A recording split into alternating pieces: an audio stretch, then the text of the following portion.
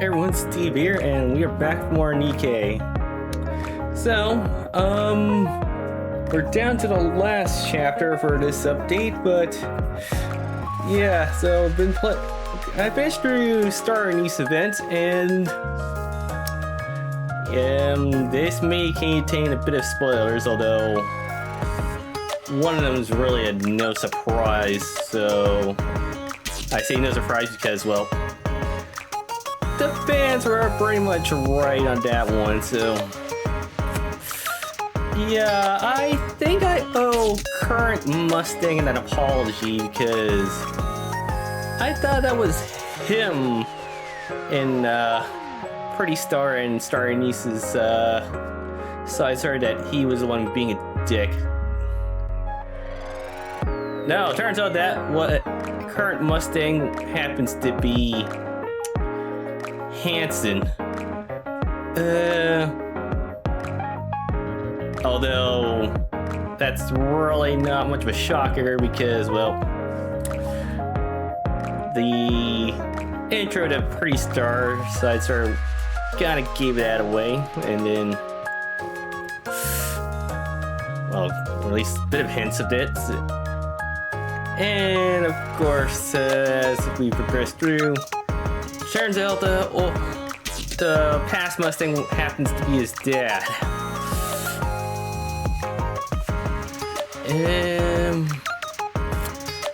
I can't say for sure if past Mustang shares the same one as Current Mustang / Hanson, but if so, then yeah, the Dio jokes from JoJo's Bizarre Adventure still applies.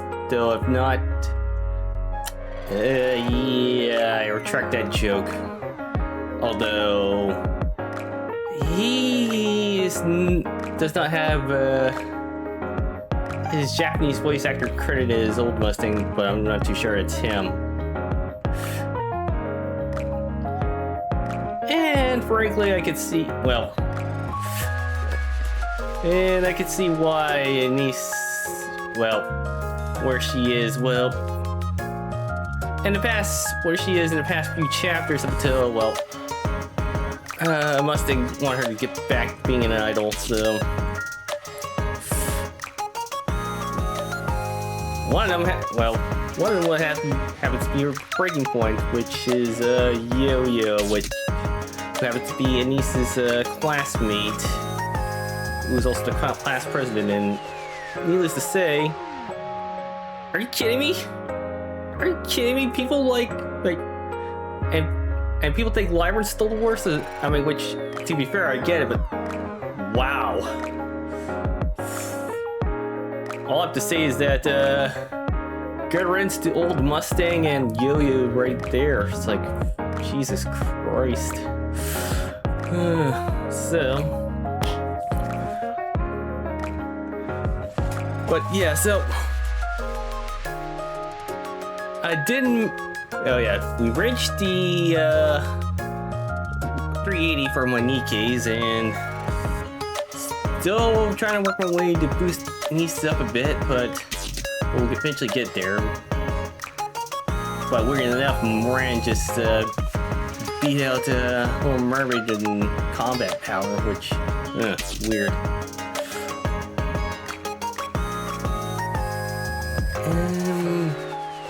But yeah, oh yeah, that's right. So before we get to the next chapter, there is one more poll we're gonna need to do, and that's Neon or Neon Vision Eye. So, all right, get about 40. So let's see here. Test our luck. Gonna go try.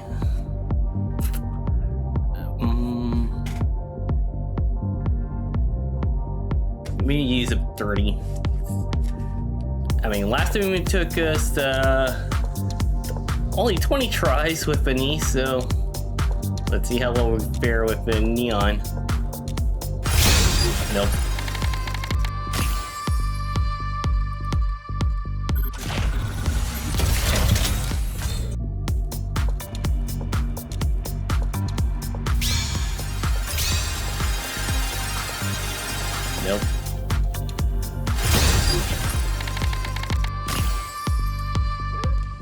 Okay, so we got a team award.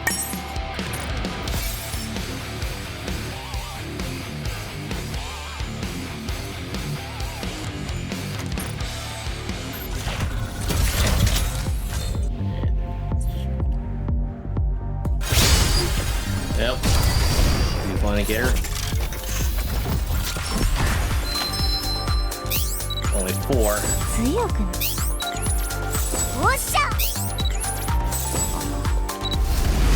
God damn it, Legion. このマスクの下には何があるでしょうか。正解は美しい。Alright,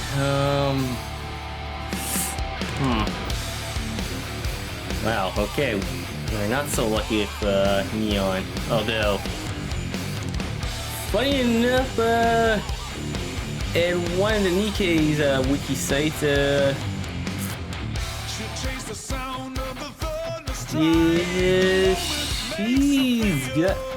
she's in the higher tier rank right now. Yeah, I'm gonna do a coin toss, see if I can either A, go with the with another 10, or B, well, heads, risk another 10 tickets, or tails, and so just you're dealing with the mileage tickets.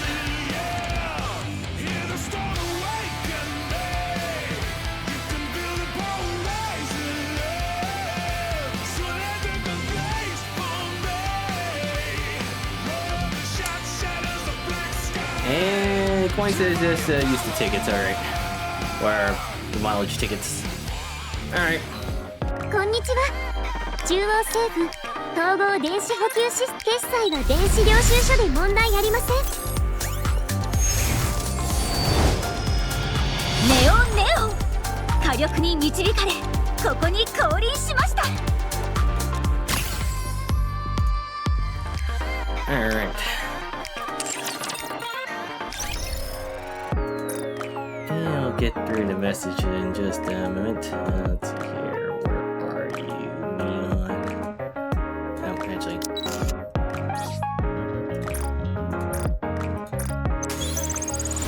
次はもっとたくさん準備してください。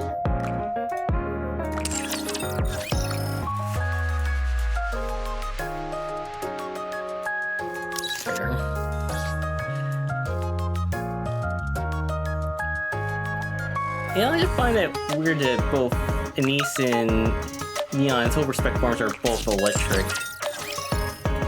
Do you want to see something for do anymore? Because I can't remember what was. Okay, Anise was originally, well, iron. Happy's fire, of course, which hardly has no change. Oh, Neon's fire. Okay, no, so. Okay, never mind. Yeah, actually, that's ironic. When they first started, Neon shares the same element as Rappy, and now, once all three of them got their respect farms, Neon shares the same element as Anise. Yeah, that's just weird. That's really weird.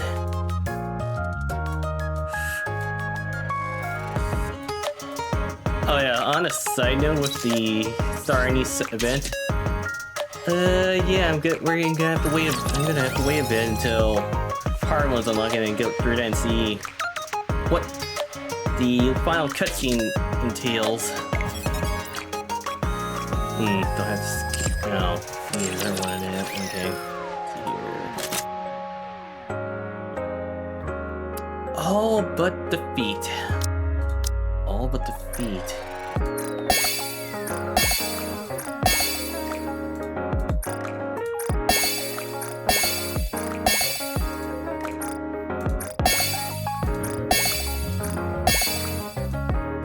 Okay. What do we get for cubes? Fashion resilience. Let's see here.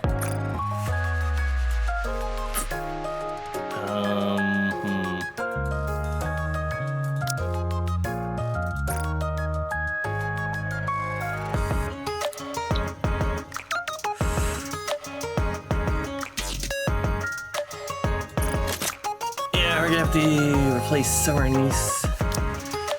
They'll probably swap out the. Could have done it with the Anissa's star form, so.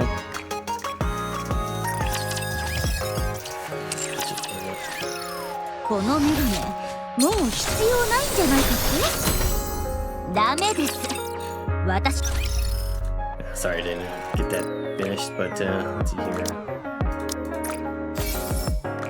Get this out of the way. This out of the way.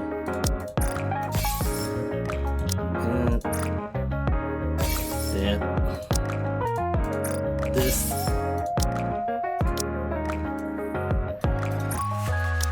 This. Let's see here. Definitely get the skipping rope.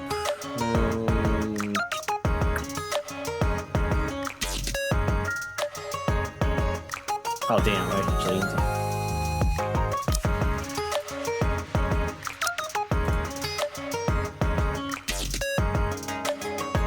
Crap. I think I have the thing to get the. Okay, let's see. I'm gonna fix this, or at least. Okay.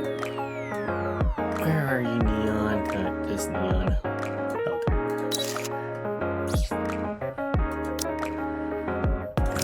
Let's see here.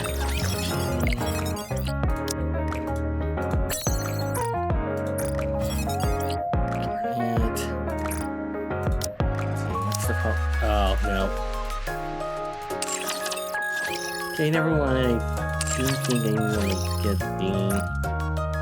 Actually, I could, but... God. Mighty Tools の工房へようこそっす。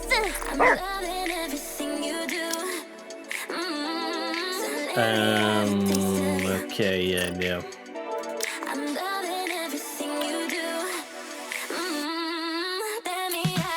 I may have to go through more of the co-op raids. Yeah. Okay. Yeah, I have to mention too.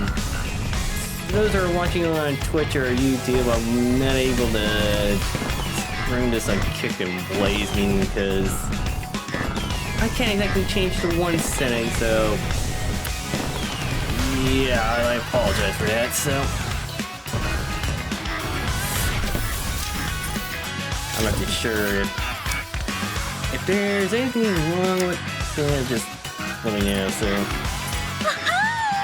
もともと元気でしたけど、さらに健康になった気がします。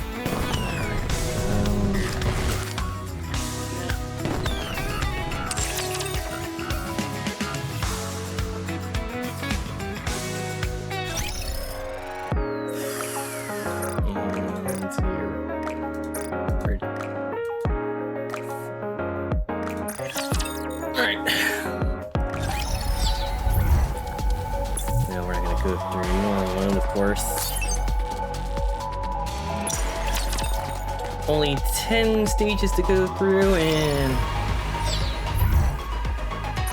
that's here. 1, 2, 3, 4, 5, 6. Ah, shit.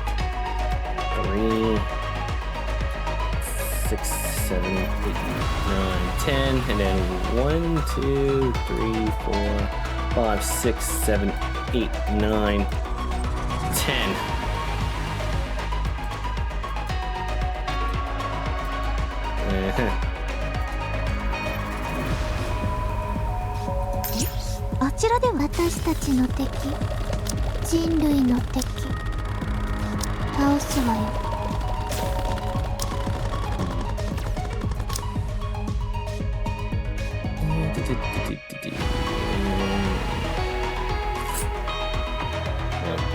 Seeing that both Neon and Niche are now electric.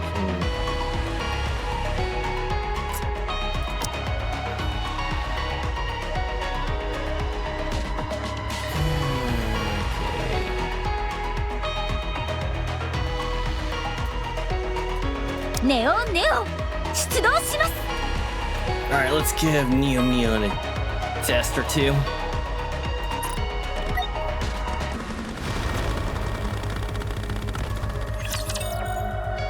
cutscene. Oh. 目標地点に到着した。So we went from getting to the action right away, then cutscene to now cutscene and yeah, action. Weird. 了解しました。そのまま待機してください。いつまでだ？どうでしょうね。待ち合わせの相手が来るまででしょうか。それなら周辺の探索をしておく。食料は十分な量を支給したはずですが、まさかもうすべて食べてしまったのですか？ラプチャーがいないか索敵するだけだ。それは失礼しました。問題がないようならその場で待機している。行き違いになる方が面倒だ。ただ待つだけで時間を無駄にする余裕などない。その間に一体でも敵を減らす方が効率的だ。言い分は理解できるが、今は騒ぎを起こすべき時ではない。戦闘音を聞かれればラプチャーを引き寄せる可能性が。Snow White fires her rifle. An explosion occurs in the distance. 一気撃破。見事な射撃でした。周辺のラプチャーが見物に来るようです。望むところだ。望む。直ちにその場を離脱しろ。不必要な防戦を。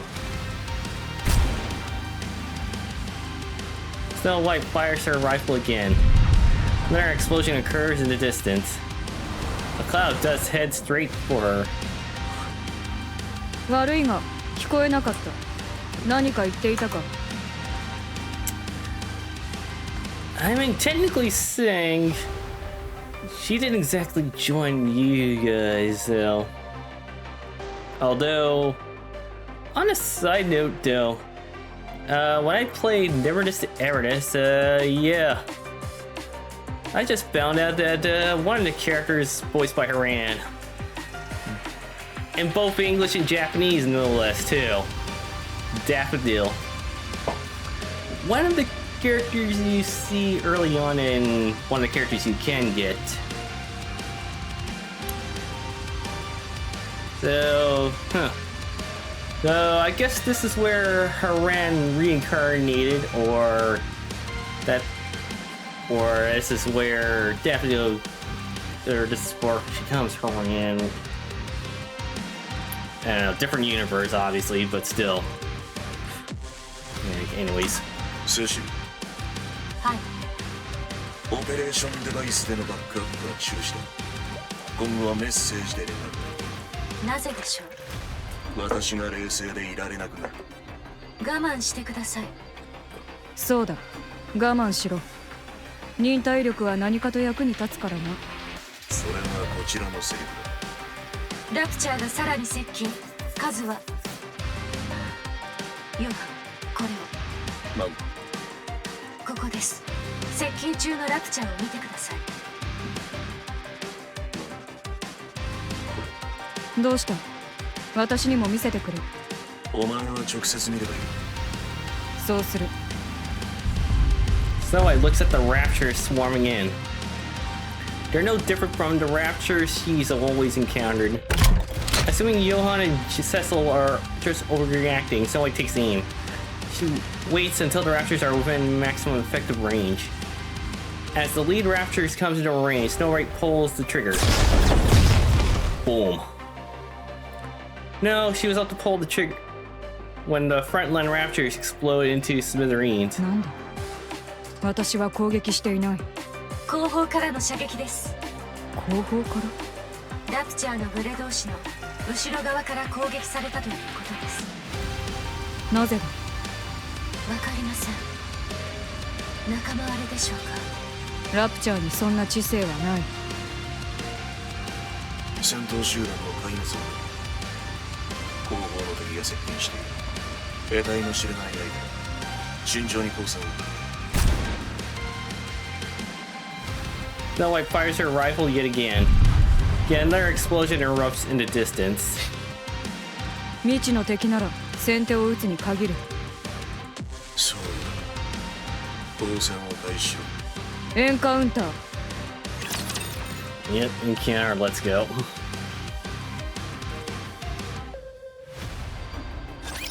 王は民を守る者、信じるのです。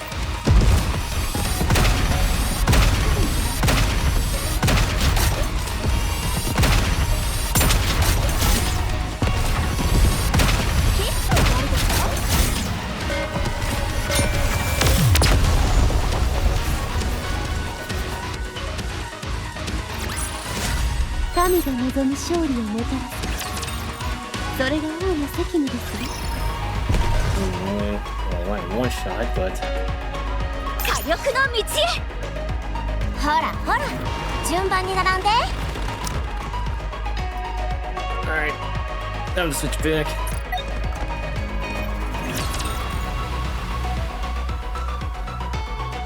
Oh, never mind. And it looks like we're going back straight to 私 the が手 action. 本をお見せしましょう。 What the hell are those? ちょっと休憩。結構やるでしょ。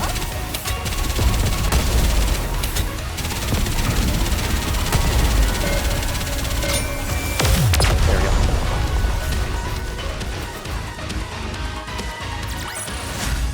民が望む勝利をもたらす。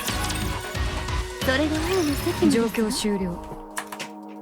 Snow White looks at the wreckage of the rapture scattered across the ground. 初めて見るラプチャーだ。近づいてくれ。こちらでも確認したい。 Snow White approaches the wreckage. She crouches down and picks up the mangled component. 食べないでくださいね。食べる気はない。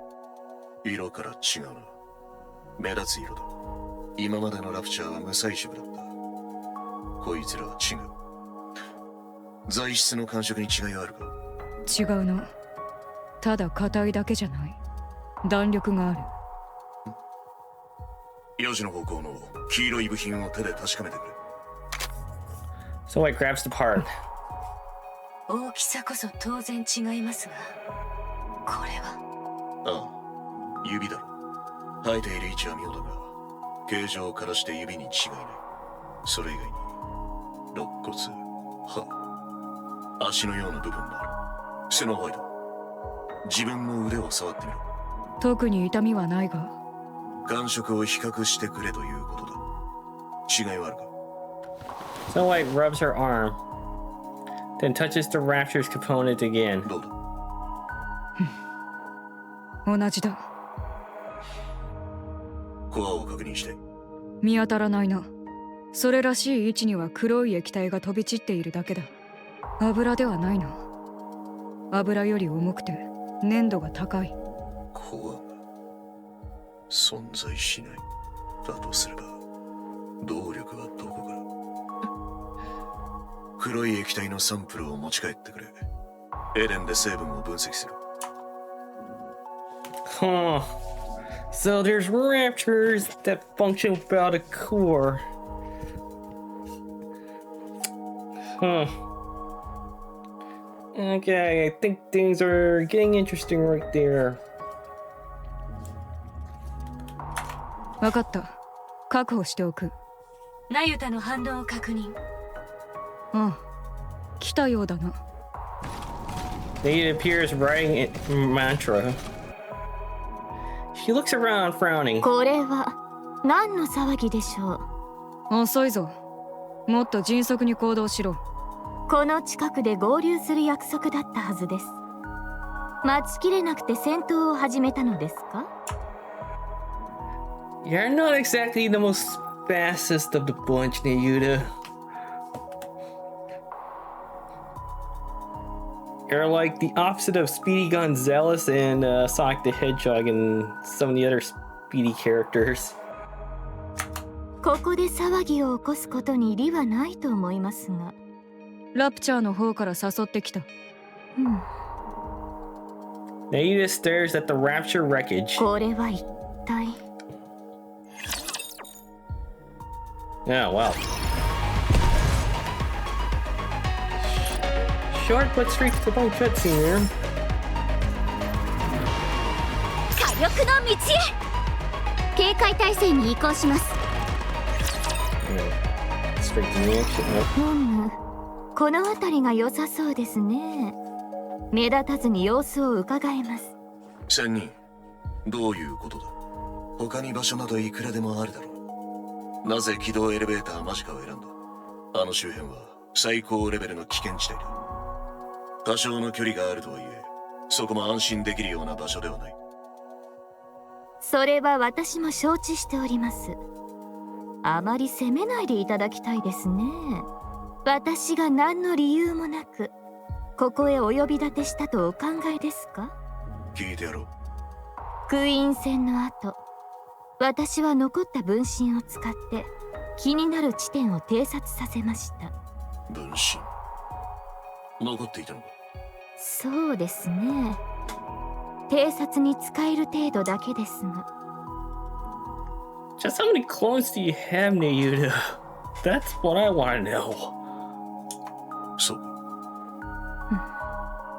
ともあれ、分身を使って地上各地の要衝と呼ぶべき場所を探っているのですが、変わった動きがあった場所は見つかりませんでした。Nayuta silently raises her finger and points off in the distance. She gestures to a towering structure that seems to pierce the sky, the greatest construct humanity has ever created. The lift. ただ一箇所、あの軌道エレベーターを除いて。何か変化があったのか？いかにも。よくご覧ください。照明が点灯しています。もう少し近づけば音も聞こえるでしょう。まさか。その通り、軌道エレベーターが稼働しています。動き出していたのか。ならば合流前に交戦したラプチャーはそこで生産されていたということか。新型ラプチャーのことはもうお気づきのようですね。私も長く気にかかっていました。偵察中かなり目についたものですから。Got a notification says Reg is starting playing Nikke. Actually, I don't know. Like, did I close Discord? No, I didn't. Okay. Alright, my bad. Anyways. ですが、ラプチャーはあの先の宇宙ステーションで製造されていたはずで、そのステーションはとうに破壊されている。関係を確かめる必要があると考えました。軌道エレベーターの偵察をしたいということか？ご明察。よし、では行こう。オンに来ます。待て。現状ではスノーホワイトがエデン唯一の戦力だ。リスクの高い偵察には投入させられない。私一人で成し得ないことだからこそ、このようなお願いをしているのです。Yeah. Well, I mean, you can't exactly use Papillon, but I mean, Haran and Isabel are out. Noah's out too, but her brain's still intact. And yeah, when we're about to see Dorothy later. Yeah. And also, as far as Pioneer squads go, Rapunzel and Scarlet are out. And Snow White's the only one left. Crown is in no condition, but thankfully alive. Chime and Kilo and Talos are not too sure why, but I'm guessing they're back in the kingdom. And of course, Marion's out too, so. Yeah, Eden's definitely in a disadvantage right there. Like a severe disadvantage. 偵察こそ分身向きの任務だろう。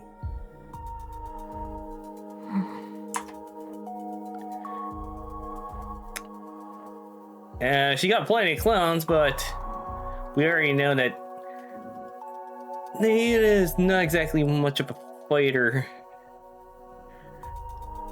I mean, she's good. I mean, she's in high tiers, but But her character-wise is like, yeah, yeah, not exactly. すでに数十体の分身を送っています。今のところ情報はありません。妊婦が戻ってきていないので壊滅したわけではないはずですが、好ましい状況でもないことは確かでしょう。そのことも含めて状況把握が必要なのです。あまり思い出しすぎないことです。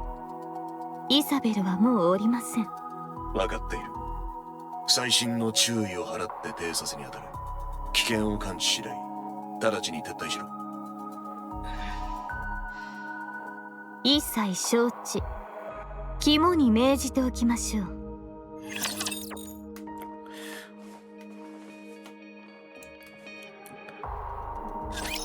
指揮官、少々お待ちください。Don't worry about me. I want you to come on, Rampy.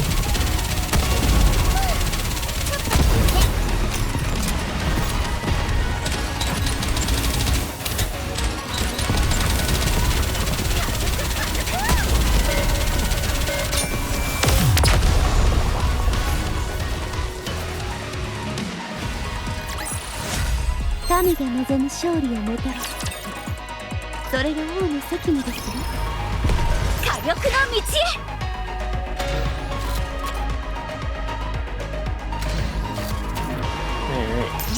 あちらではもちろんエンカウンター。はてさて、もう少し近づきたいところですが、ままならぬものですね。これ以上深入りしては戦闘が避けられなくなります。なぜ避ける必要がある？エデンで受けた強化を疑っているわけではありませんが、いたずらに消耗するべきではありません。お前は細かいことを考えすぎだ。単純な方法が最も有効な場合もある。場合もある。では困りますね。セシル、周辺の敵戦力を確認できますか？圧倒的な数です。数える意味を感じません。交戦は自殺行為です。他に方法がない。この場は撤退しろ。ここで重大な何かが起こっているという事実が確認できただけでも十分な収穫だ。増援の到着を待ち、改めて偵察を行う。Yeah, just wait for me and the counter squad to show up. Especially now that Anise and Neon got their upgrades too, so we should be a-okay once we show up. それまでクイーンが何もせずにおとなしく待っていると思いますか？何？ナユタ、策を探してください。可能な限り戦闘を回避しつつ最大限の情報収集ができる方法を。サシル、指揮官は私だ。勝手な指示を出すな。怯えて安全な道ばかり選んでいては何もできなくなりますよ、ヨハン。今のような状況ではなおさらです。Yeah, considering it's just, well, you two and Papillon, I mean, granted, you still are the commander, but don't think 2 or even 3 is much of an army. クイーンが何をしているかが分かっていないのです。ここで引き下がるわけには。これは通知が。セシル、聞こえていますか？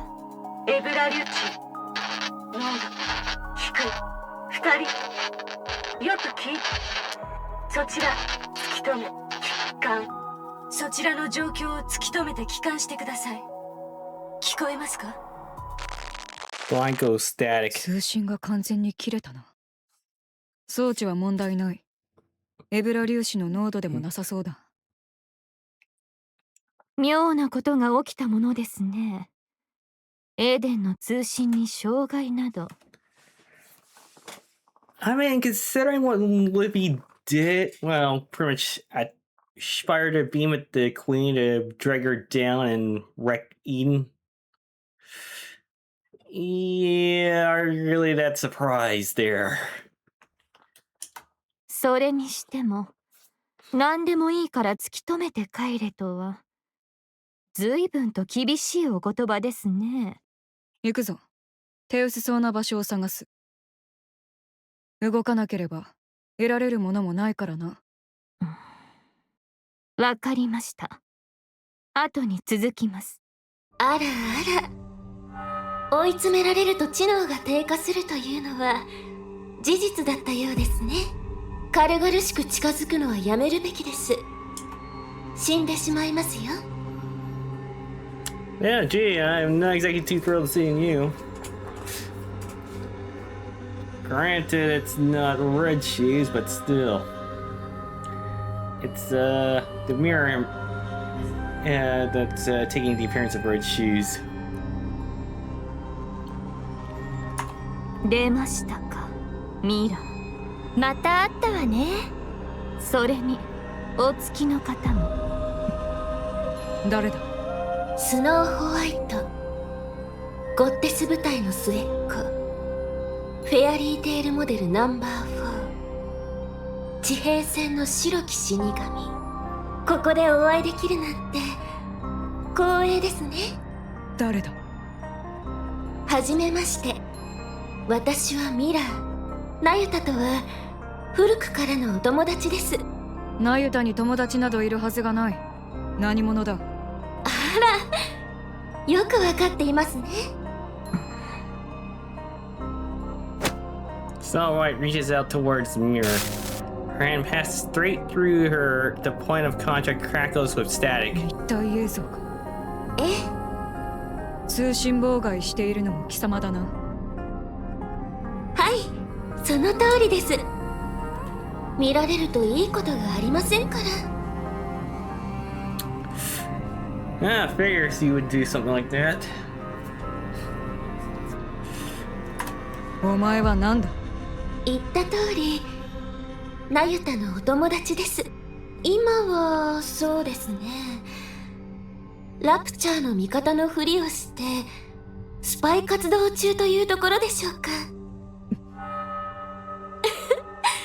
久しぶりです。そういう強い疑いの目を向けられるのは。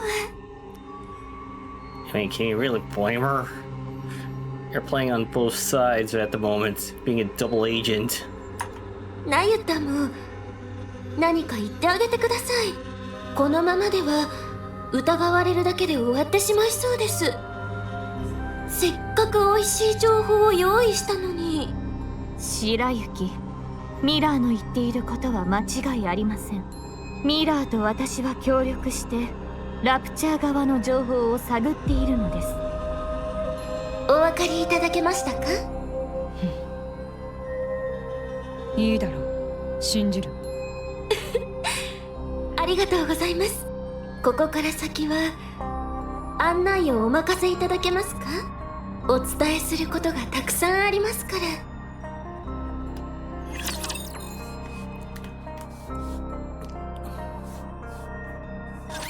実践の時間です。準備してください。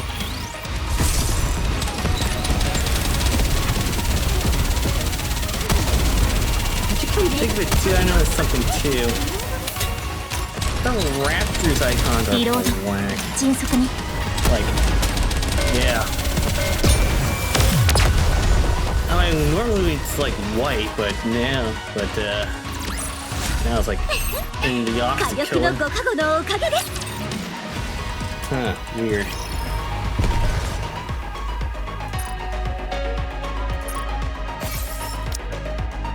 Let's see. Okay, we might pull one items, but probably do that once we get through the boss. Which the boss is right there, and yeah, the whole put it back of strange ass raptures. の道へ。ほらほら、順番に並んで。エデンから撤退した後、クイーンが何よりも先にしたことは各地を飛び回ることでした。ストームブリンガーに乗って世界を巡る姿はまるで伝説の勇者のようで堂々としていましたね。いつまで続けるつもりかと見守っていたところ、突然軌道エレベーターに降り立ち、そこから動かなくなりました。それ以来崩壊した内部構造の改造を進めています。ラプチャーの製造施設にしているようです。工場に改造したということですか？ええ、驚異的な速度でもともと人類の英知が詰め込まれた建造物でしたから、素材には困らなかったのでしょう。瞬く間に改造が進み、続々とラプチャーの製造が始まりました。その材料はどこからでしょう？いかにクイーンといえども、無から有を生み出すことは不可能のはず。見当がついたようですね。聞かせてください。作り直している。その通りです。地上を見て回ったクイーンは現在の様子が気に入らなかった。その時意志を固めたようです。何もかも作り直さなければならないと。現在の地上はクイーンの理想にかなう場所ではなかったようですね。それからすぐに軌道エレベーターがラプチャーの工場になりました。これまでと違うラプチャーが現れ始めたのはそのせいでしたか？はい。Huh. Guess that explains why the raptures look like, well, that looks so weird.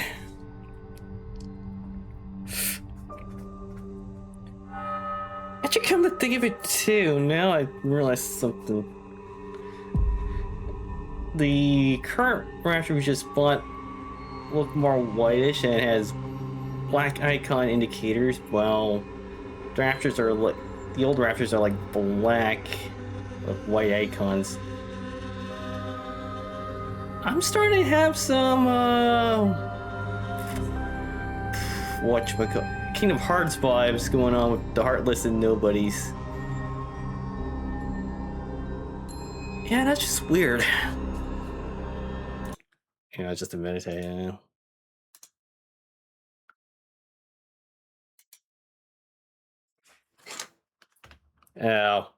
Speaking of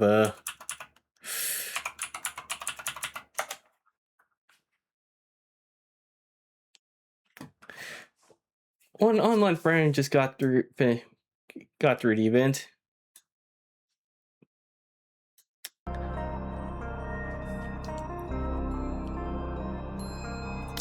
古いラプチャーを材料に新しいラプチャーを生み始めています。新世代型というのも大げさでしょうか。実のところ性能面に大した差はありません。ですが見た目の違いは興味深いものです。人間の体に似せているように見えた。正確にはニケのボディですね。外観上の大きな違いはありませんが、エデンとの交戦でクイーンの思考に大きな変化が発生したものと予想しています。地上に降り立ってラプチャーはもちろんヘレティックまで集合させて自分の力を見せつけようとしたら、そのほとんどが返り討ちに遭い、致命傷を与えることもできずに敗北してしまった。I wouldn't exactly say unscathed there, because, like I mentioned, Haran and Isabel are out. Noah, Rapunzel, and Scarlet are out of commission, and Marion's also out of commission as well. So. Actually, hang on just a minute. Yeah.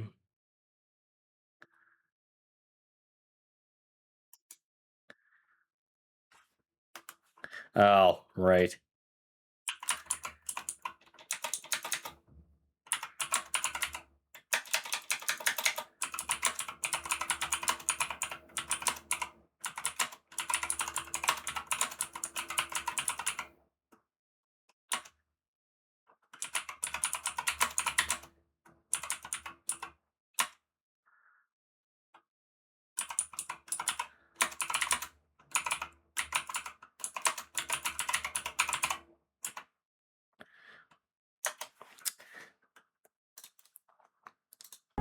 Okay, yeah, sorry about that. Anyways.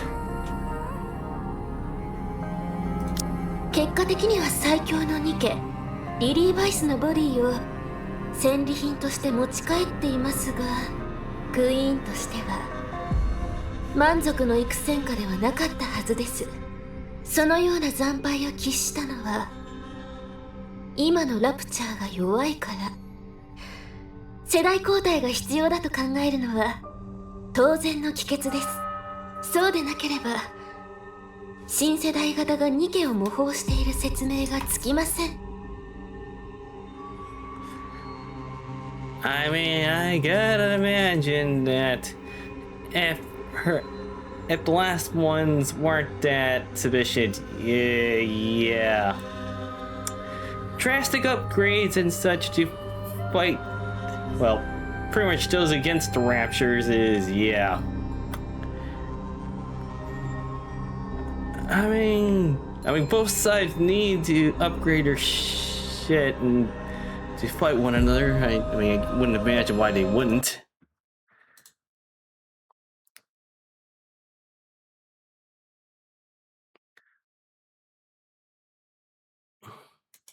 Oh. Huh. Apparently, one of the online friends did not go through the side story, huh?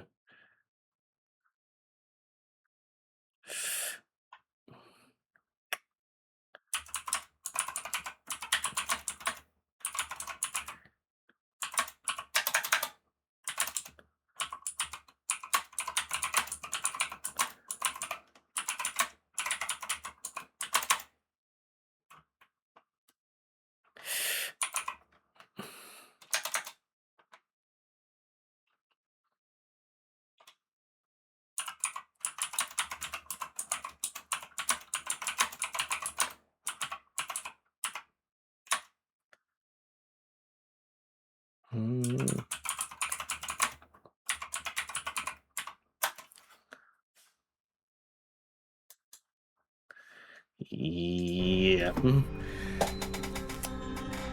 I mean, considering that Star Niece's event is Niece's backstory, and it's like after pretty side story, yeah, they're about as messy and oh boy, yeah. You got, let's just say, you got tense real fast as soon as you go through those two.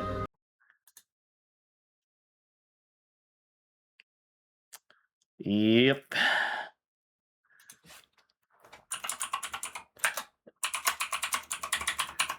I know the feeling for my old online friend there.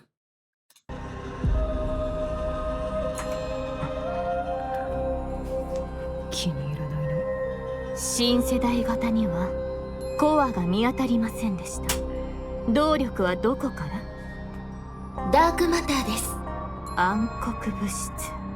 凝縮させたダークマターですね。全能の物質というぐらいですから動力源としても使えるのでしょう。私も詳しくは分かっていません。ですがクイーンはよく知っているはずです。そもそも自分に合ったものですから。つまりクイーンはあの戦いの後私たちが羨ましくなった。だから形を真似て新しいラプチャーを生み出しているということか。そういうことになりますね。しかし模倣の仕方が何とも奇妙ではありませんかね。Yeah, I got something to say about it. ニケの強さを再現したいなら姿をそっくり模倣すればいいものを、なぜそうしないのでしょう。手にせよ足にせよ内臓にせよ、一部のみを取ってつけたように作るとは。ああ、それは実験ですから。火球のラプチャーにパーツを接着し正常に作動するか確かめる。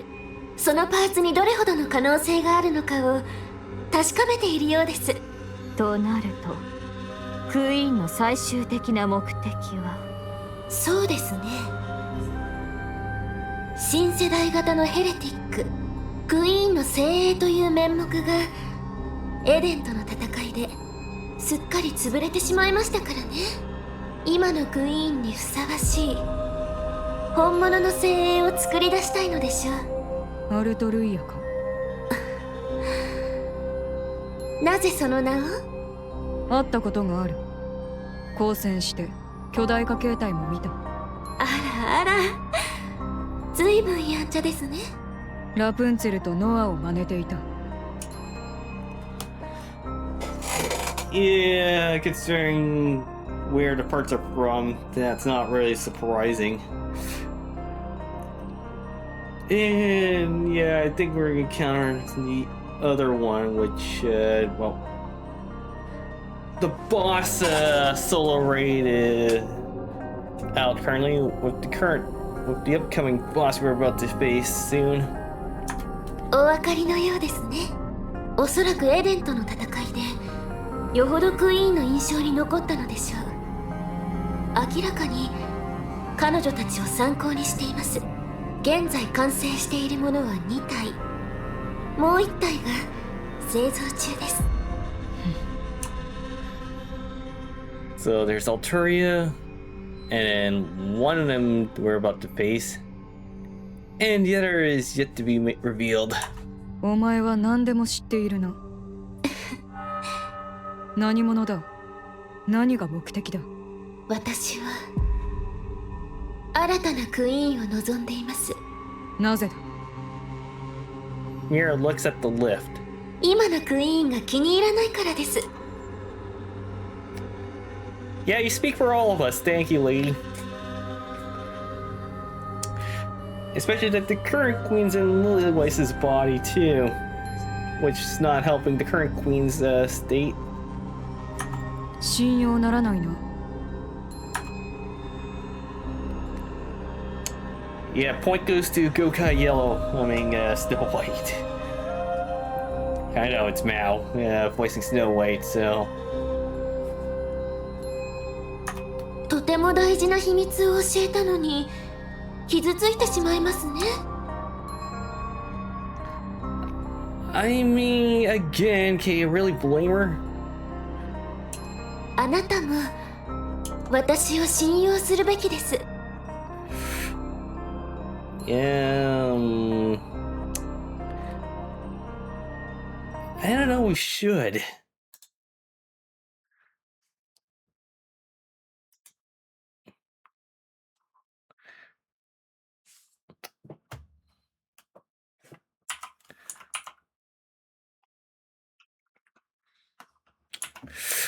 Um,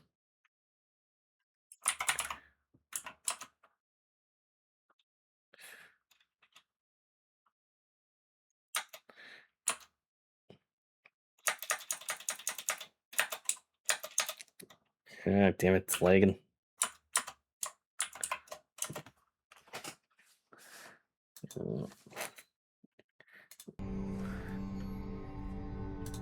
クイーンの雑用をしながら集めた貴重な情報をタダでお分けしているのですよ。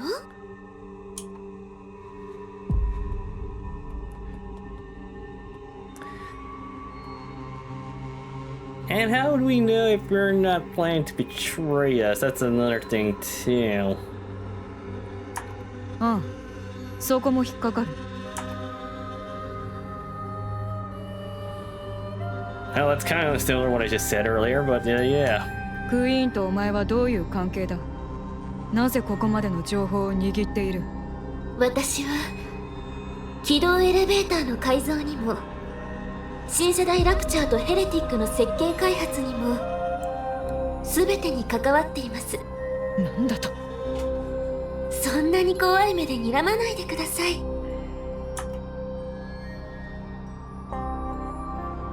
You sure?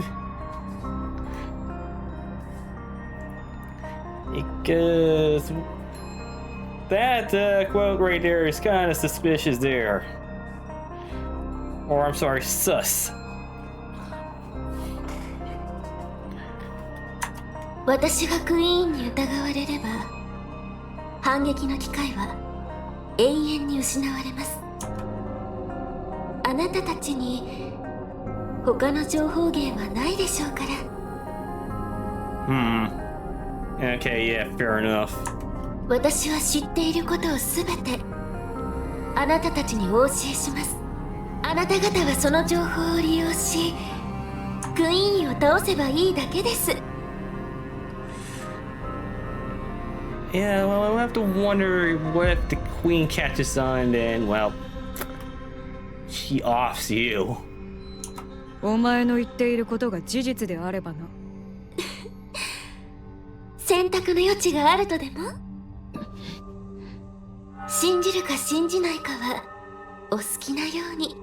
正直なところ私にとって勝つのはどちらでも構わないのです。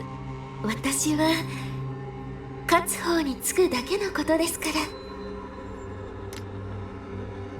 That also raises suspicion there too, lady. 迷いがなくて羨ましい限りですね。さあ先へ進みましょう。何度も来られる場所ではありませんよ。しっかりと目に焼き付けておいてください。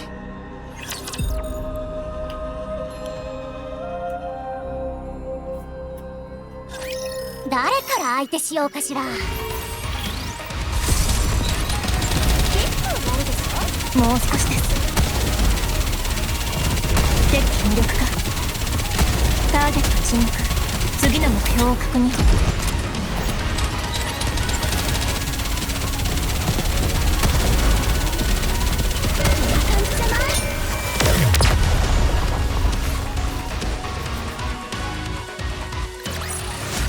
今日の授業はここまで。皆さんお疲れ様でした。Okay. 1, 2, 3, 4, 5. Alright, we're halfway done. Oh.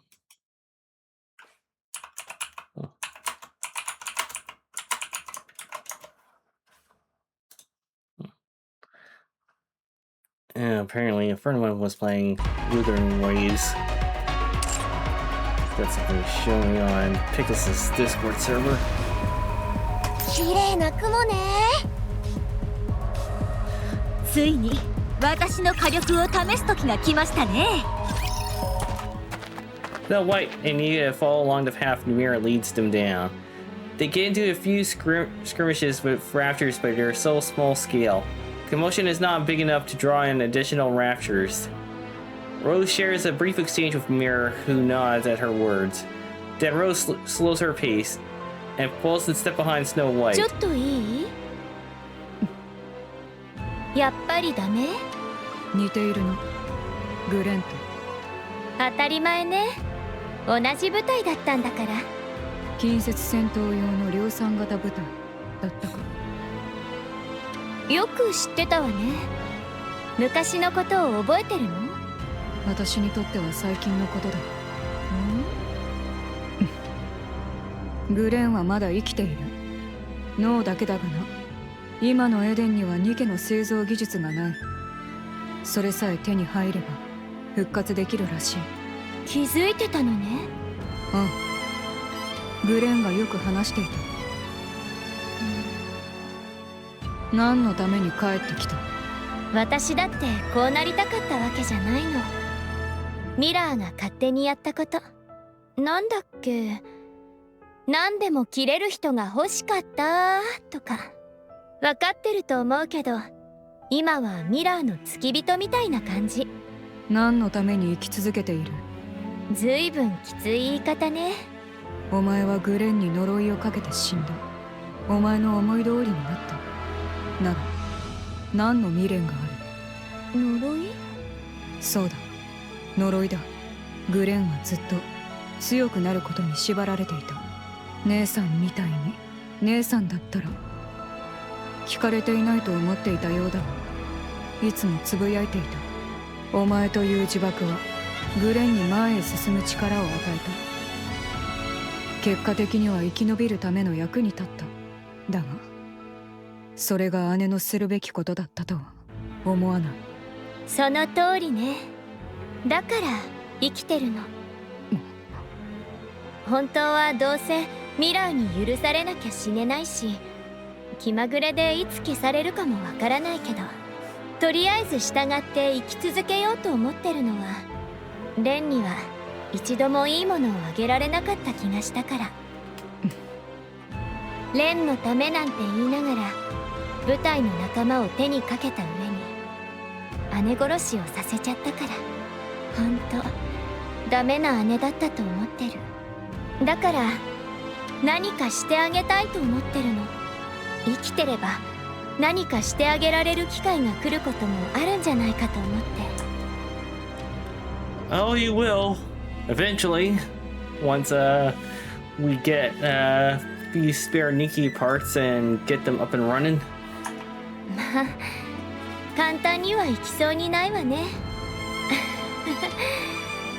してあげたことなんて一つもないから全然わからないの。私がレンに何をしてあげればいいのかさっぱり。顔を見せてやればいい。それはダメ。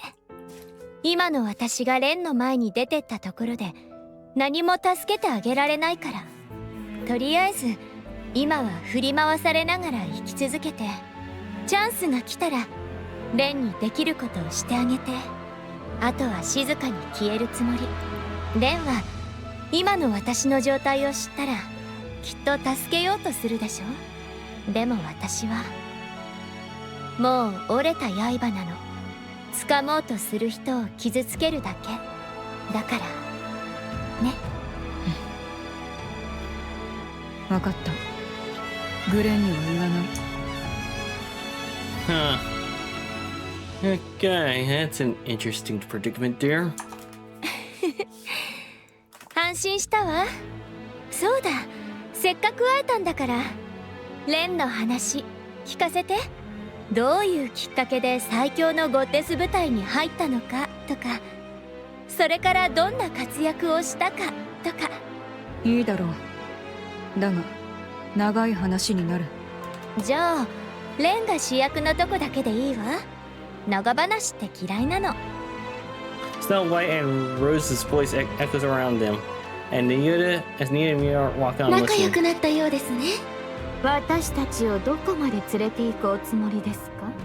正直敵陣のど真ん中をのんびり散歩というのは私の性に合いませんね。あと少しです。いずれにしてもそれより先には進めません。今までずっとここに？ええ、エデンでの戦いの後はほとんどこき使われていますから。私の分身を見かけませんでしたか？数十は侵入していたはずです。さて、思い当たりませんね。始末されたのでは？そうなれば妊婦は私のもとへ帰ってくるはずです。それが一つも戻らないというのは。そうなのですか？残念ですがやはりわかりませんね。そうですか。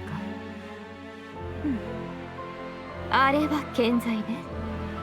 当然です。起動エレベーターが動かせるのですから。超巨大コアは今も無事です。思ったほどの損傷もありませんでした。維持管理は誰が？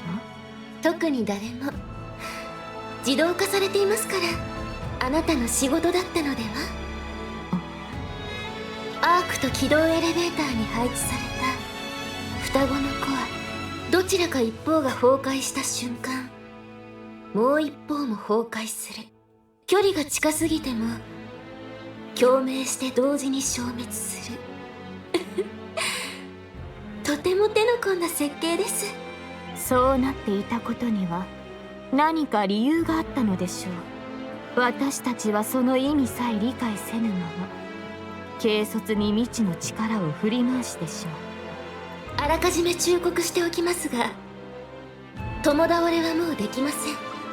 少し前ならそれも選択肢のうちだったかもしれませんが、今はクイーンがいますから、家を失った人類対クイーン、どちらが勝つかは考えなくてもわかることです。分かっています。いや。早く指揮官と二人きりで。何でもありません。 Don't worry about me, Rappy. I'll wait for you from behind.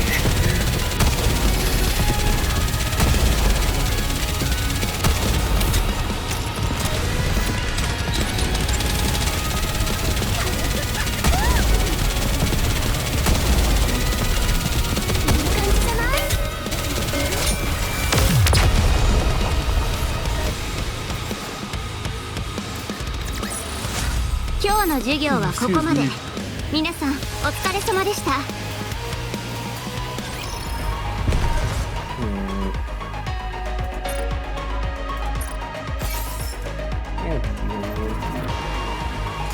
Very close to an hour and a half, damn.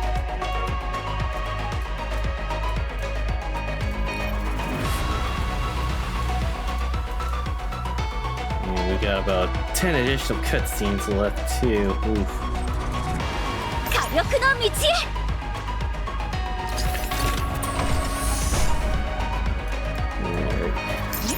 あちらではエンカウンター。さあ、ここです。これ以上の接近はおすすめしません。発見される可能性がありますから。おかげさまで比較的安全にここまで偵察できました。地理を事前に把握できただけでも大きな助けです。しっかり見ていってください。少しでも賞賛を生むために。今戦えば私たちが負けると言っているように聞こえるの。言うまでもないことでは。勝つための手がないのですから。Yeah, not right now, anyways. クイーンは戦力の増加に集中しているだけです。もし今エデンとアークが襲撃されたら止められますか？向こうがそうしているうちにあなた方も力を蓄えなければなりません。たとえどんな手段を使ってでも。私にとっては得にならないことをしているのです。クイーン側についた方が楽にことが運べるでしょうから。それでもこうして骨を折っているのはあなたたちに勝ってほしいからです。Yeah, you're not exactly given much of a choice now, are you? どうか失望させないでくださいね。それなら言葉より手土産の一つでもくれたらどうだ。構いませんよ。ここまでご案内した理由でもありますし。そうか。はいはい。 Rose heads to a corner, then proceeds to perform a particular sequence of なる steps. ほど。わざわざここまで案内したのはとっておきの踊りを披露するためだと。No, I think there's something else in mind to that. 初めてグレンと会った時はレッドフードがタップダンスをしていたな。やっぱりこれ変えない？いい認証方法だと思いますが、偶然見つかることもありませんし。 The moment Rose completes her steps, the corner crackles to life. A human-sized container emerges. 光学偽装ですか。開けてもらえますか？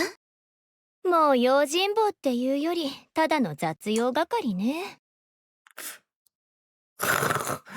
Yeah, pretty much. 実体がないのですから仕方ないでしょ。 I mean, no, not right now, but I mean, there's Snow White and Nayuta, so yeah. Rose presses the button on the container. With a hiss, the contents are revealed. Steel legs clad in レ red. ッドシューズ。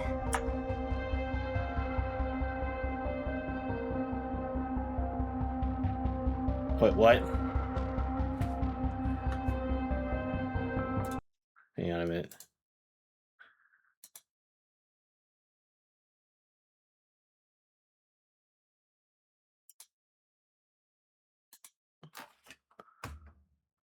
Huh. I mean, I don't know much about Wuthering Waves, so that's interesting. Huh.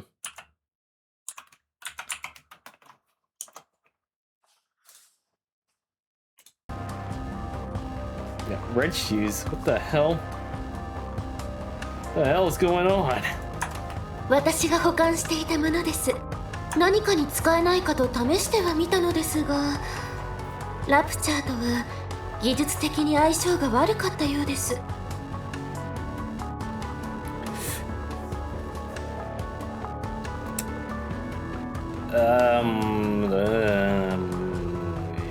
Yeah.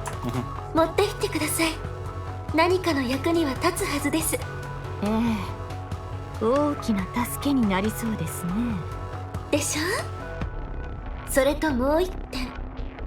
そうか？ Rose retrieves a small bag from inside the container and hands it to Snow White. なんだこれは。随分と重いの。ブレインシェルターです。ブレインシェルター。中身はリバーレディオ。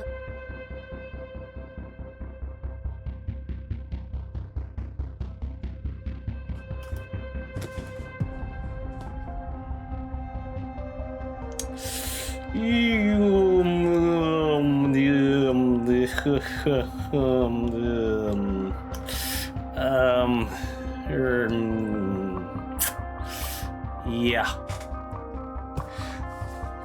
I'm sorry, I'm trying not to be reminded of it from the previous few chapters after, well, what happened to Liberalia? I mean, really, I shouldn't be too surprised, but still.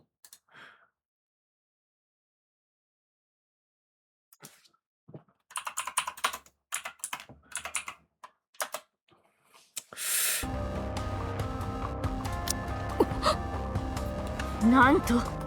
何を考えていたのかは私にもわかりませんが。Yeah, I may have an idea, and yeah, we all know how that turned out.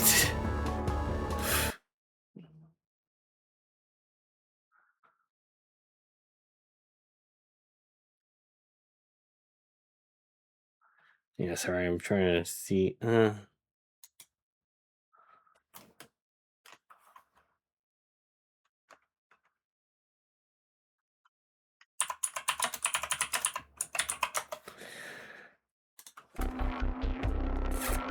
Yeah, sorry about that, but anyways. リバーレディオはクイーンに人類との対話を持ちかけたのです。実は私も少し期待していました。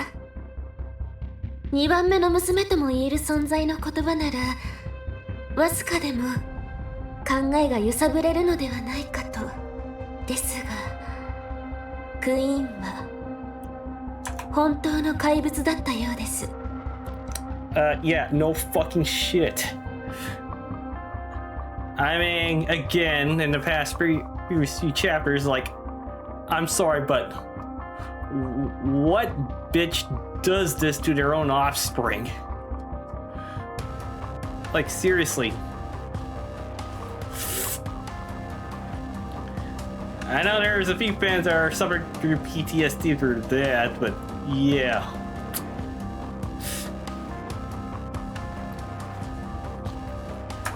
リバーレディオの言葉は全く届きませんでした。そもそも言葉を理解していたかどうかから疑わないといけませんが、ともあれ愛する母にようやく会えて心から喜んでいた彼女をクイーンは首から引きちぎり、Yeah. Again, it's like, Jesus Christ Almighty. Like, holy yeah. The Rapture Queen. Mom of the Year, folks. Oh yeah, funny that we're in May now because Mother's Day's not too far behind, is it? I don't think it's this week, that's for sure. Let me take a look. No, that's next Sunday, huh?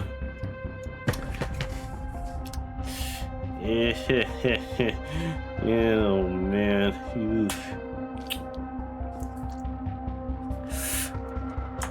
コアのある胴体だけを持ち去った後、頭は放り捨てられました。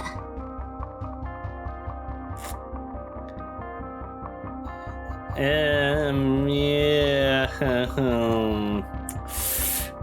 I'm sure that's not gonna bite her in the ass later. それを拾っておいたというわけです。しかしヘレティックならばコアから再生できるはずでは。コアは抜かれました。インディビリアと違い、一部を頭に移植しておくような小賢しい手は使わないタイプでしたから。ですが脳は生きています。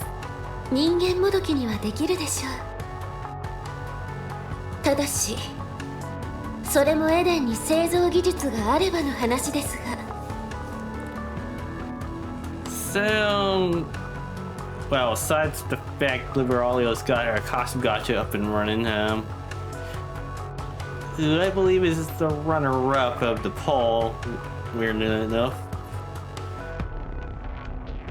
Something tells me we're gonna get a different version of Liberalio. Or a completely different Nikke that's, that may or may not share Liberalio's voice, so... Yeah, that's interesting. 地上で100年近く因子狩りをしていたヘレティックの脳です。豊富な実践経験とデータが収まっているでしょう。私の最高傑作の一つでもありました。人間もどきとして作り直しても損にはならないはずです。今は少しでも戦力が必要なはず。違いますか？ではそろそろお送りします。目につかないようにしているとはいえ長居しすぎれば疑われます。そうか、あとは任せました。私があまり留守にしていると怪しまれてしまいますから。はーい、まさに鬼の犬間にというタイミングでしたね。クイーンは不在だということですか？ええ、新世代のラプチャーがダークマターを利用していることはお話ししましたね。その回収に出かけています。4魔獣。そうです。ずいぶん頑張って集めているようですから、その横取りに。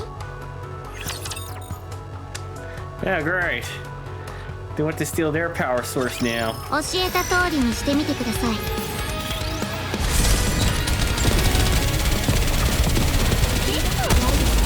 私は至って冷静です。ちょっと聞いて。いい感じじゃない？敵無力化。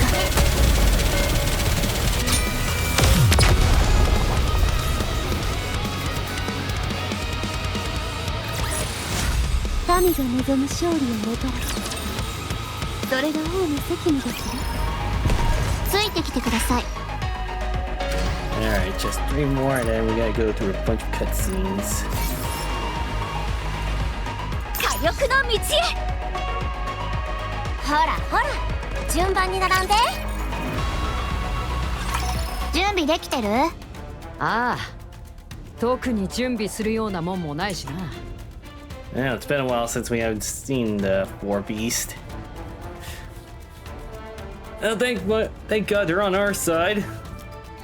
Not like the fast. Well, from their first appearance to, well, up until chapter 42. Yeah. バハムートは？賢い私はまだ時間がかかる。持っていく本が選べなくてな。本？知らないのか？本とは心の糧だ。どんな時でも一冊は持ち歩かなければ。あのさ、バハムート、なんでいつも何か読んでるの？知識とは武器なのだよ、レビー。常に備えておかなければ。I mean, you're not entirely wrong with that statement. ある意味武器にはなってるな。いきなり振り回して周りのやつがビビる。そうだろ？分かってくれる仲間がいるというのは嬉しいことだ。はあ。それよりなぜあの男の提案を受け入れる気になった？手伝うって約束したから。And you better keep your promise. I mean, after all, you are friends of Siren, so. 話を聞いた限り何かヤバいことになってるみたいだし、そういえばベヒモスはエデンに挨拶したとか言ってたよね。もう顔なじみってこと？ま、顔は覚えられてるだろうな。歓迎はされないだろうけど。どういう挨拶？初対面の記念にちょっと岩投げを。終わった。いきなり攻撃されなきゃいいけど。ま、あいつがエデンに話を通してるはずだし、それはないだろう。そうね、心配しても仕方ないか。大丈夫だよね。どうした？不安か？やっぱりちょっとね。だろうな。長い間私たちだけでやってきて、外と交流なんて全然してこなかったし、グレイブのやつがいなきゃ今もそうだったかもな。けど大先輩とかあの男の仲間とかとはまだ短い付き合いだけど、うまくやってこれただろ。ならエデンが相手でも大丈夫さ。まあそうかも。知らないものと会えば誰しも不安を抱くものだ。しかし対話は進化の礎。新たな出会いは新たな対話を生み、新たな知識の交換につながるだろう。賢い私はすでに期待で胸がいっぱいだ。賢いバハムートの知識とエデンの知識が交われば新たな高みへと至れるだろう。本当にこいつも連れてくのか？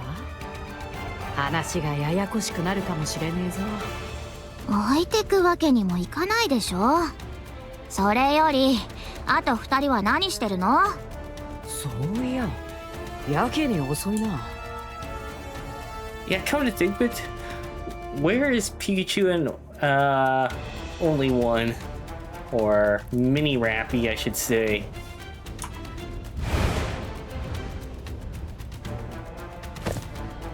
Who stood? Oh, there you go. Ziz landing in the air, Gabriel is hanging from Ziz's neck, climbs down the vent. 楽しい。新しい場所って楽しいでしょ？楽しい。明日も新しいところ？確か明日は私の番だったな。誰も行ったことのない場所に連れてってやるか。やった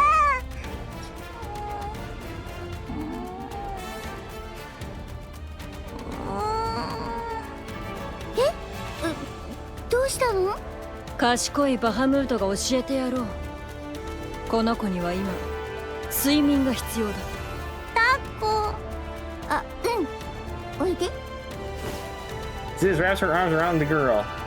And the girl buries her face into Ziz's. I'm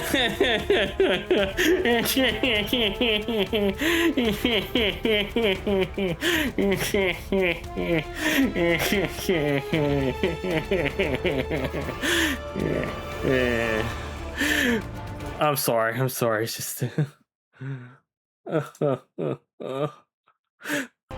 I'm sorry, I was just finding that amusing.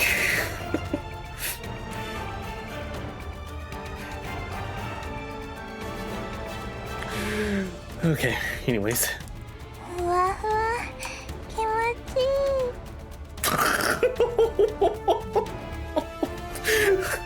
い Yes, Pikachu's chest feels good.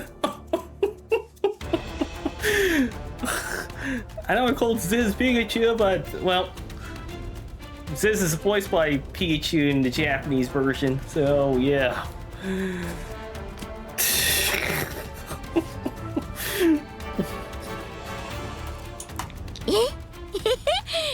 そう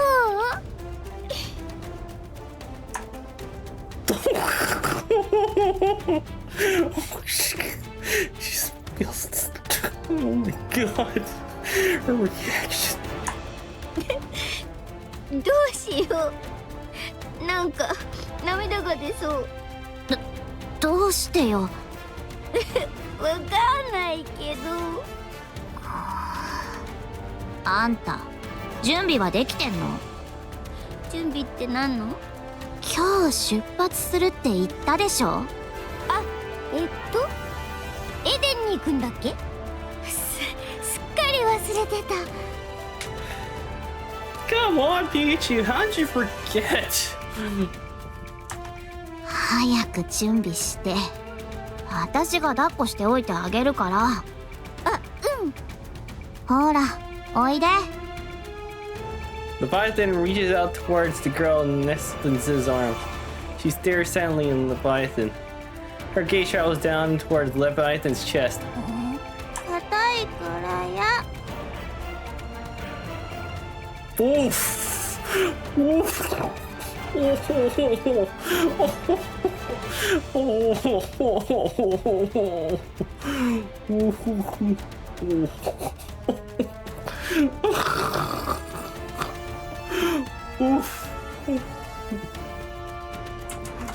Oh.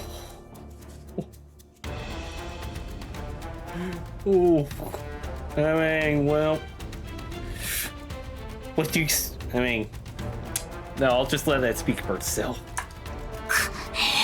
こんなガキ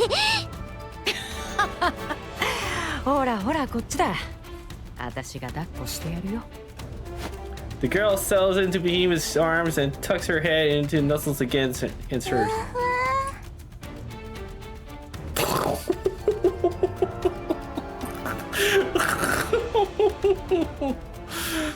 God, she seems to enjoy this though. I'm pretty sure this is what most Nikke fans are like right now.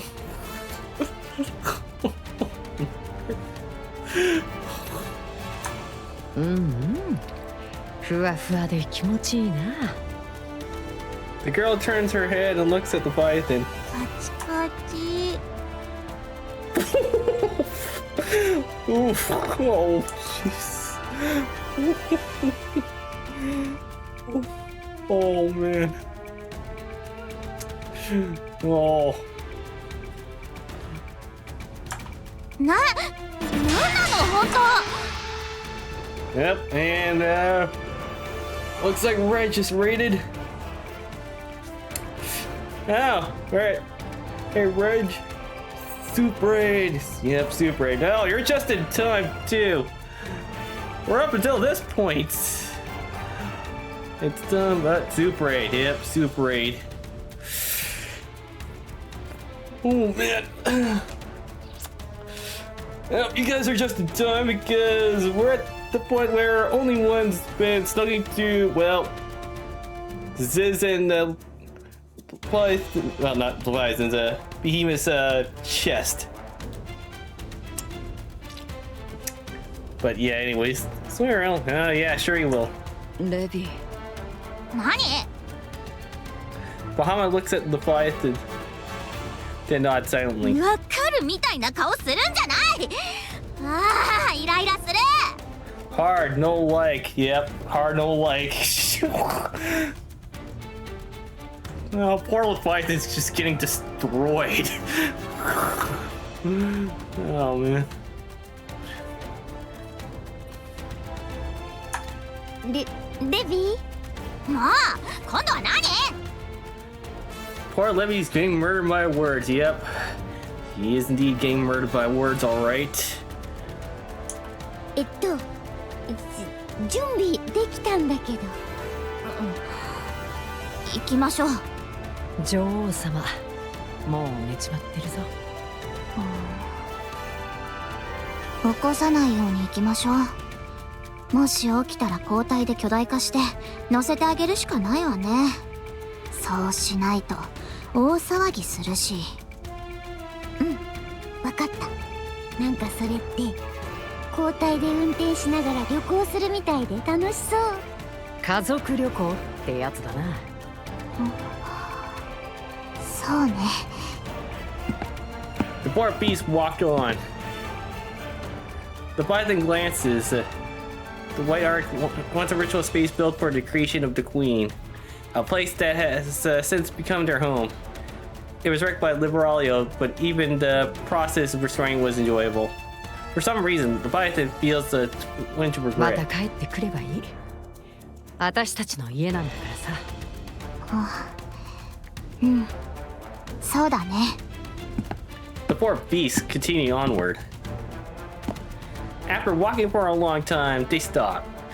Before them stands the thick. Oh shit! Who looks like them with a smile? 誰？あれ。人間もどきか。それにしちゃなんか雰囲気が。Oh, ladies, and now it's time for Tom to make a tactical retreat bedtime.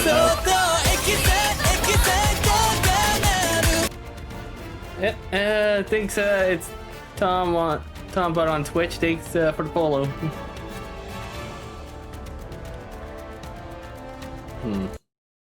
Actually,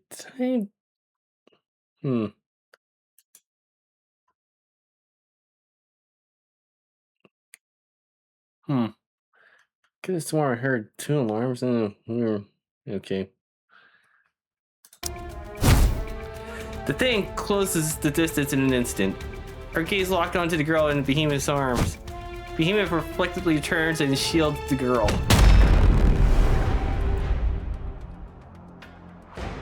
A thunderous roar echoes out. Behemoth collapses to her knees, the upper half of her body now missing. The girl flung aside lies on the ground, staring at the lower half of Behemoth that remains. She crawls over to touches the core lying on the floor. The thing looks down at the girl and raises her foot. A fire ignites the eyes of Leviathan, Ziz, and Bahamut. やめて！なんなのよあんた！殺してやろう。 Black light bursts forth, staining the White Ark. Oh. Yep, they're about to fight the Queen, alright. 教えた通りにしてみてください。 They're gonna have a tough time.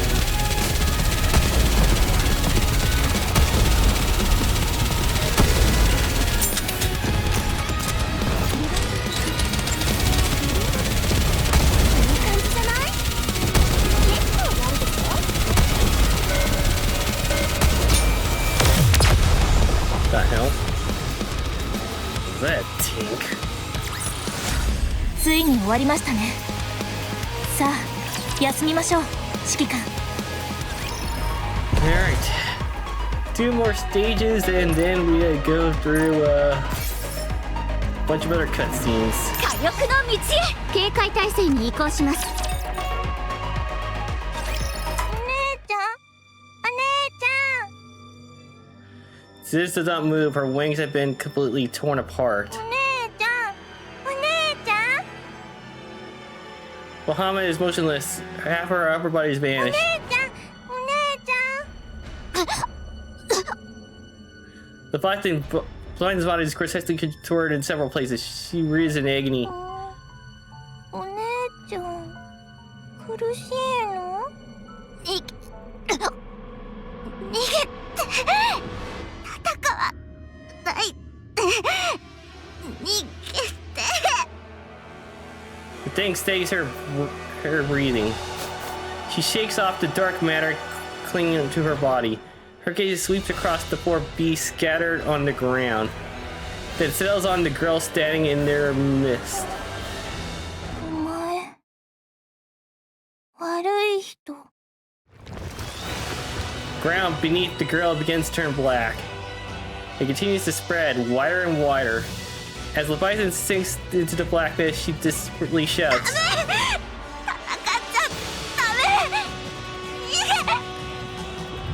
The four beasts sink into the blackness created by the girl. Gigantic wings unfurl and drill shafts and pincers rise up from the ground. The thing charges forward. The massive arms surge up from the ground and latches onto the thing's legs. She tries to shake them off, but cannot, for her strength is tremendous. The girl's pincers strike mercilessly at the mobilized thing. The thing staggers, then tears off the hands, gripping her with sheer force. He catches the swing pincers and twists. With sickening crunch sound, the pincers warp and shatter. The thing drives her fist into the girl's torso. Part of the girl's upper body disappears with a thunderous boom, but it regenerates almost instantly. A massive pillar is summoned. Simultaneously, another swarm of arms rises up once more. The thing takes her stance. The girl lashes out with her pillar and arms with a ferocity that could tear her opponent asunder. Meanwhile, the thing wildly throws her fists, intent on pulverizing anything in her path. The girl's dark matter and the thing's fists collided over and over.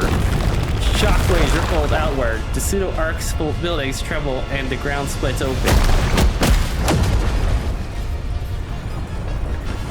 The fierce stalemate continues until the balance is broken by the thing. A low kick aimed at the girl's leg tears them clean off.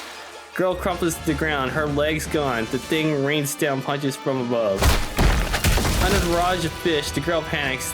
This is something she has never felt before. 痛い。 Black lake erupts. The thing looked up to the black spire that has suddenly risen before her. Beams of light pour down from the spire and black thorns rain down like a storm. The thing quickly evades the projectiles, but is useless. There are simply too many of them. The beam catches her in the torso, sends her staggering. The attacks that had been spraying in all directions now concentrate solely on the thing. For the first time since inhabiting this body, the thing adopts this defensive stance. The beams of light and black thorns crash down upon her. After raining down attacks for a long while, the girl looks downward.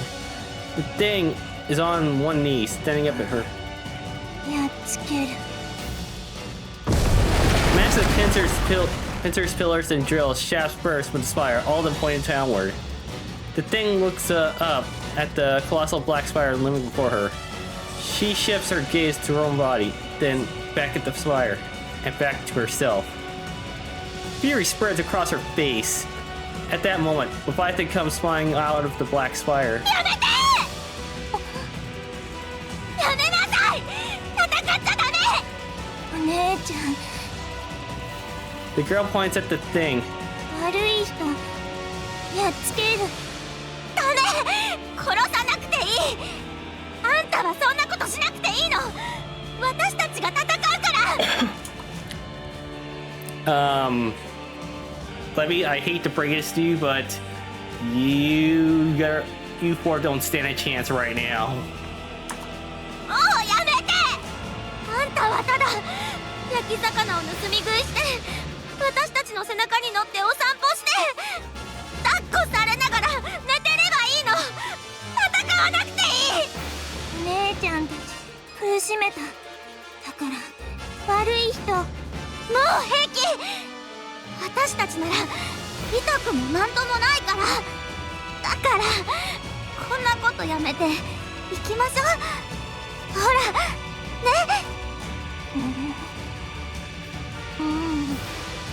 Okay. Black fire disappears and the four beasts are left floating in midair. Ziz's wing spreads wide. She carries everyone and quickly it takes flight. The thing watches them go, fury etch across her face. 死ぬかと思った。本当巨大化までしたのに。何だったんだあれは。人間もどきではないのか。見た目はどう考えてもそのはずだけどな。桁外れの強さだった。それってどういうことかな。賢いバハムートにもわからないことはある。お姉ちゃんお姉ちゃん。よしよし、私たちを助けてくれたんだろ。ありがとな。悪い人お仕置きした。もう二度とやっちゃダメよ。やめて。どんどん言うこと聞かなくなってきてる。I mean, I get what you're trying to do, but can you really blame her? Although I think me and Rappy need to do something about her too, so yeah. 姉ちゃんたち苦しめる人みんなやっつける。お姉ちゃんたち怪我するの嫌。苦しむの嫌。 Oh yeah, gee, don't remind me about Yo-Yo. Yeah. Yo-Yo definitely has the mean girl high school mean girl attitude there. In both the Pretty Star side story and Anisa's backstory event. それでも戦っちゃダメ。お願いだから。わかった？わかんない。 Maybe. That's not a good answer. Sophomores.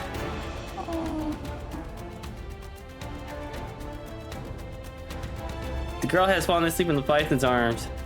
Leviathan looks down at her with her troubled expression. ねえ、レビー。何？なんで戦っちゃダメって言うの？だってものすごく強いでしょ？さっきだって勝てたかもしれないし。分かってる。強かった。信じられないくらい。じゃあどうして？我が子を戦争に出して喜ぶ親などいるものか。それはそうかもしれないけど、でも戦わないと解決しないことだって私たちにはいっぱいあるし、最低でも自分の身を守るためくらいなら。レビー、考えてることを聞かせてくれよ。この子が強いのは分かってる。それも桁違いに力ずくで、ほとんどどんな問題でも解決できるくらい。欲しいと思ったら何でも自分で手に入れられる。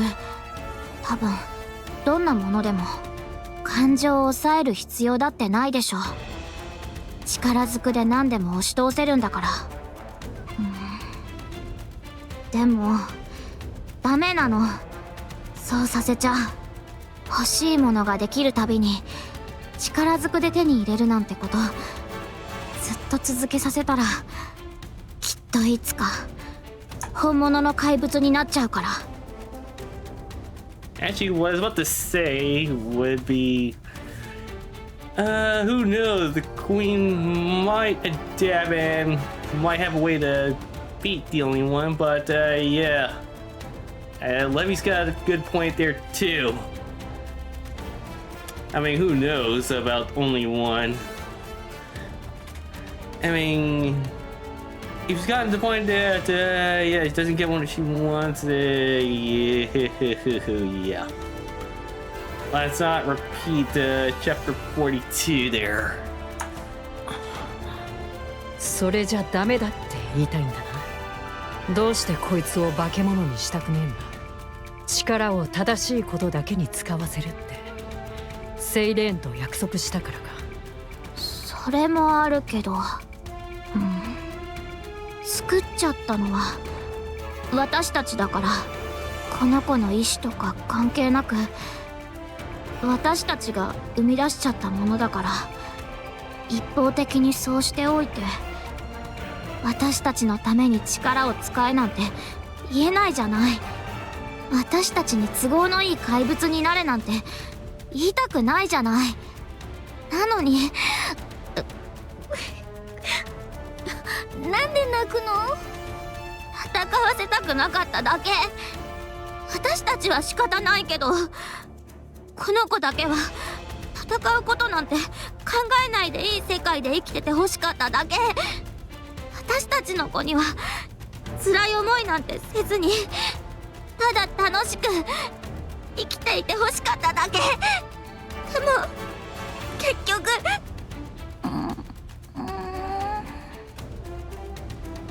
Girl wakes up. She lifts her head, looks at Leviathan. お姉ちゃん、泣かないで。 She reaches out and wipes Leviathan's tears. そういうことされるから余計に涙が出ちゃうの。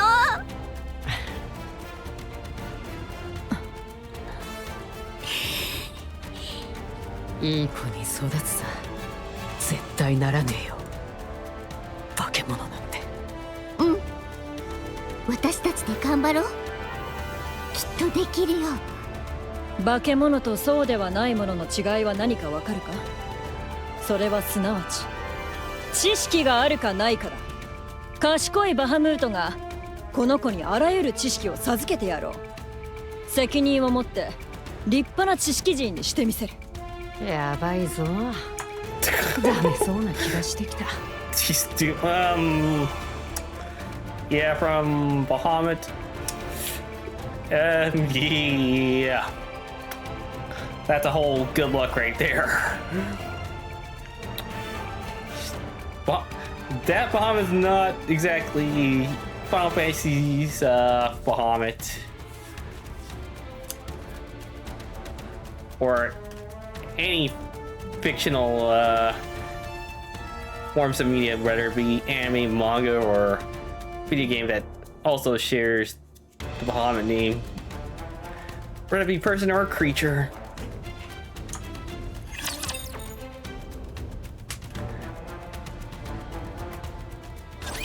早く指揮官と二人きりで。何でもありません。 Don't worry about me, I'll be fine.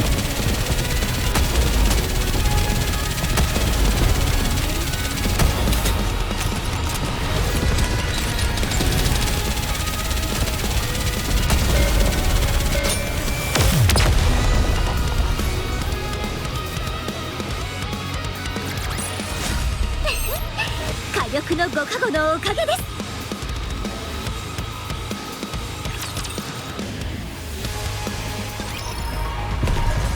I mean, gotta hand it to Leviathan. At least she cares, so. Sword and wings. 急ぎましょう。参りましょ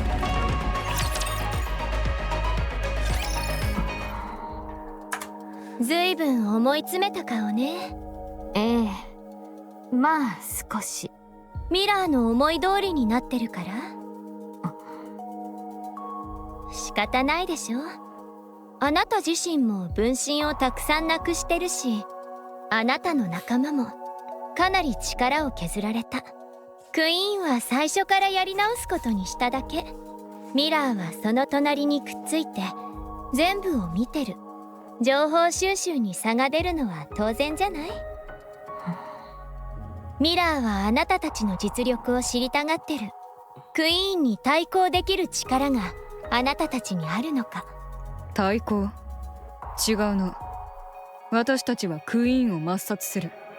それが口先だけの話じゃないよねってこと。もしそうできる力が本当にあると見たら、ミラーは今みたいか、もしかしたら今以上に力を貸そうとするはず。でもそうじゃないって見たら、手のひらを返してクイーンにつく。理解しています。だから失望させないようにして。やり方は陰険だけど能力はあるやつだから、味方につけておいた方がきっと何かと有利でしょ。今日は随分とお声が聞けるようですね。心配しないで。私に見送りさせたのも多分このためだから。そういう趣味らしいの。自分の考えを誰かに代わりに言わせるのが好きみたい。黒幕的な存在になりたいっていうのかしら。ほんと悪趣味でしょ。そこは同意しかできませんね。なゆた、私ですか？何か？ミラーとお前の関係を説明してくれ。私たちを助けると言っていたが、あれはほとんどラプチャーの頭脳役だ。リバーレリューを作ったとも言っていた。かなり昔から活動していたに違いない。つまり人類を相当殺したはずだ。なぜお前はそんなものと協力している？難しい質問ですね。Yeah, Snow White's got a legitimately good question there. 適当に答えれば見逃してもらえますか？ That's a stupid question, no. ああ、嘘でも信じよう。もっと難しくなりましたね。Okay, never mind. 事情は単純です。クイーンを打ち倒す方法を求めて、私の分身が地上を探し回っていた時、ミラーの方から接触してきたのです。近くにいたラプチャーをけしかけてきて、侵食作用のある針を刺されました。何？幸い私は妊婦の扱いには人より長けていました。わずかの侵食であれば汚染された妊婦のみを切り捨てることで対処できます。大量の情報と引き換えになるという問題はありますが、完全な汚染は避けられますから、その様子を見ていたミラーに取引を持ちかけられました。無数の分身や侵食を治療する力を見て、侮りがたい存在だと思われたのでしょうね。彼女から持ちかけられた話は、協力してクイーンを倒そうというものでした。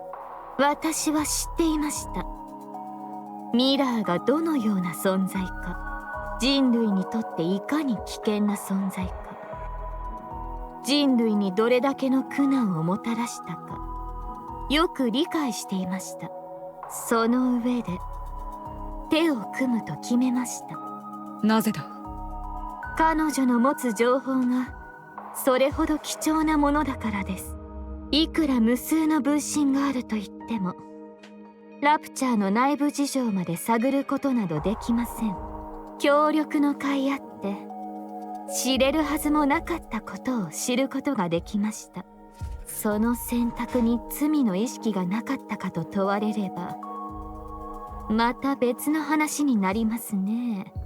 いずれにせよ、私は勝つために手段は選ばぬ覚悟でしたから、それがたとえどんな手であろうと、手段は選べと抗議されるかと思いましたが、お静かですね。それでお前は平気なのか？分かった。それならお前の選択を尊重する。かたじけない。はい、到着。ここから地下トンネルを通っていけば脱出できるはずよ。気をつけて帰って。あと、もしレンの目が覚めても私のことは絶対に教えないでね。当分先のことになりそうですが、覚えておきましょう。お二人とも一刻も早く脱出してください。エゴビスタに嗅ぎつけられ Oh shit.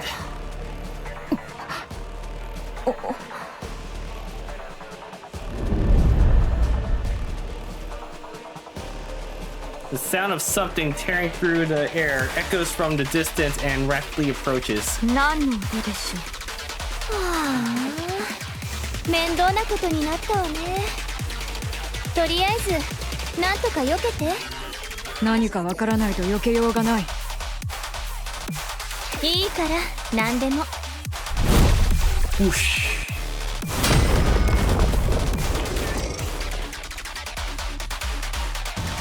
Something enormous slams down. The ground splits and nearby buildings collapse. Snow White stares at the massive wall blocking her way. A towering wall, smooth and flat.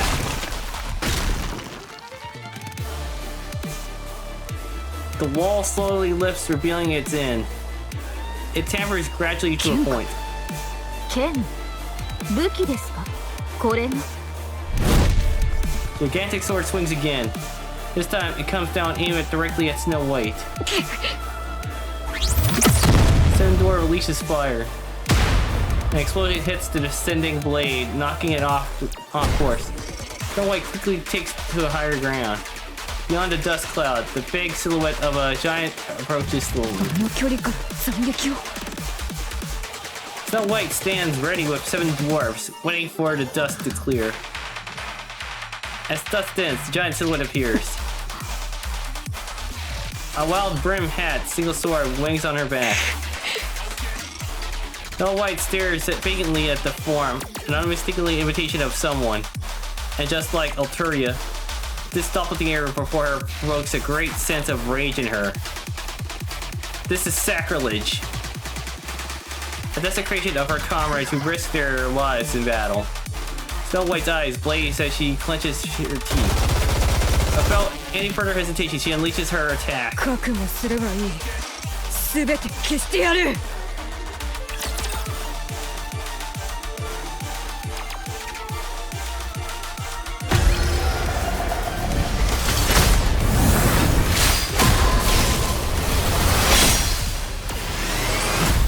Eagle Vista.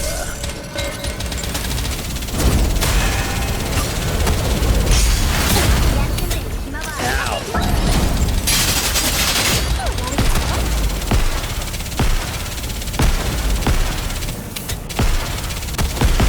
焦っているわけではありません。私はアークの星になる。王国を脅かすシンプルにやるよ。 Okay, I almost botched it. Just stay down already.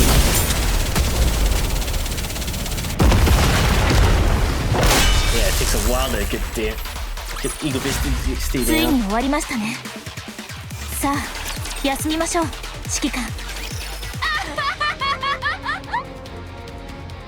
Holy shit. That's a creepy abomination right there. I mean, nowhere near as bad as Alteria, but still. いいぞ、実にいい。これほど肌のひりつく戦いは生まれて初めて。まあ拙者はまだ生まれたばかりだがな。不愉快だ。グレンとイサベルの武装。拍手でも送ってやりたいところ、あいにくと腕が一本したね。代わりに口で音を出そう。それで観念して。パチパチパチ。狂っているの。しかしこの姿になると切れ味が落ちてしまうね。生蔵を叩きつけている気になる。この身で切ってこそ刃の手応えを感じられるというのに、この体は出来損ないだな。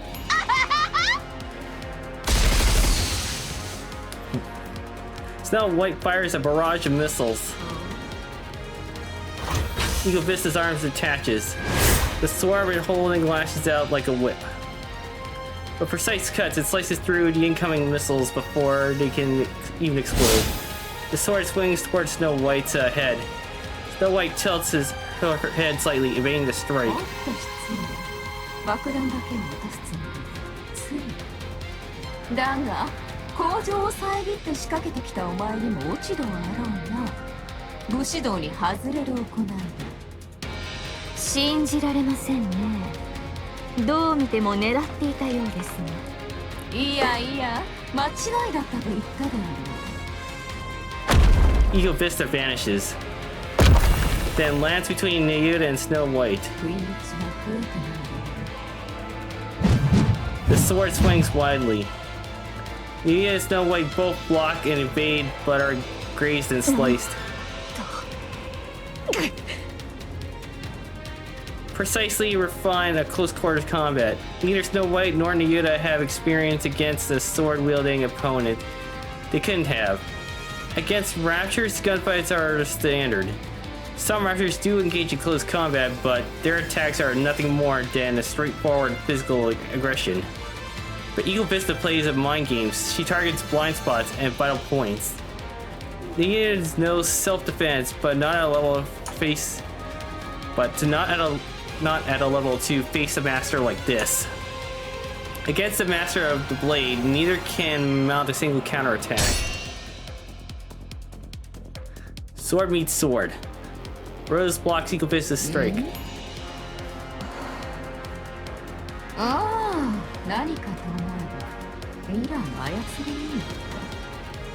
これは一体どういう了見だ？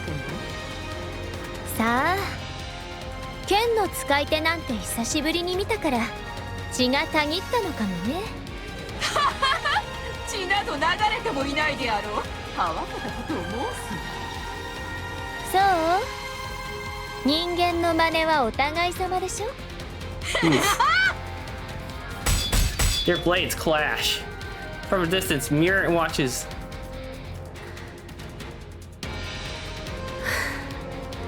いけませんね。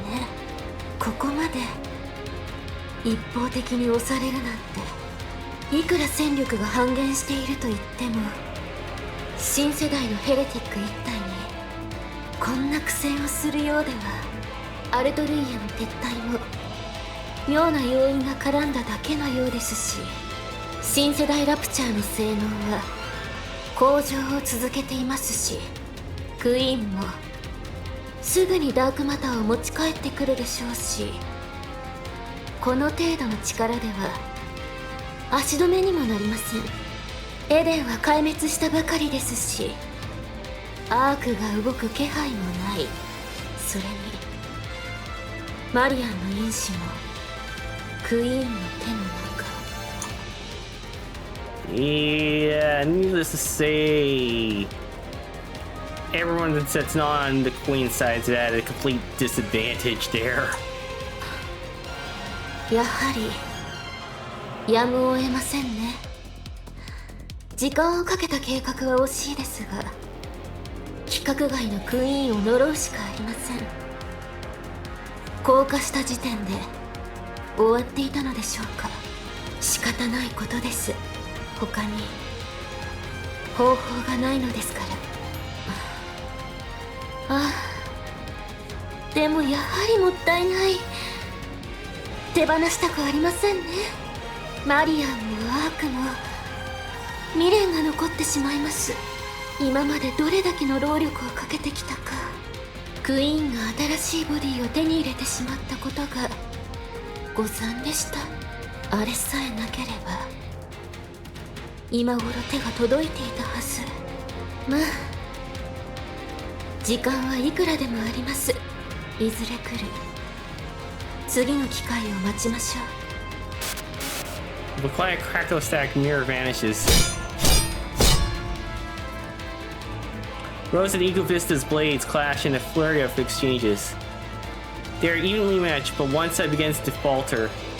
The difference in physical specs is overwhelming, but the difference in swordsmanship is overwhelming enough to cancel it out. Rose drives Eagle Vista back. 信じられぬ。武士道とか言ってた？実力がついてなきゃ虚しいだけよ。小沢君は抜け殻が。 Ego Vista swings her blade in desperation.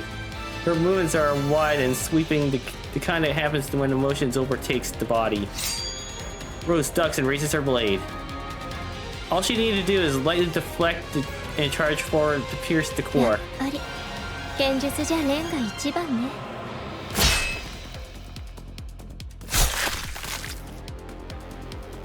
Ego Vista's blade deep into Rose's upper body. Rose collect. Oh. 惜しかった。剣が古すぎたと受けきれずにへし折れてしまう。こんな決着につけようでも拙者の国のうち Snow White levels her gun at the stunned Ego Vista. She glances toward Nayuta and calls for backup, but it sees her staring in the distance, her face frozen in horror.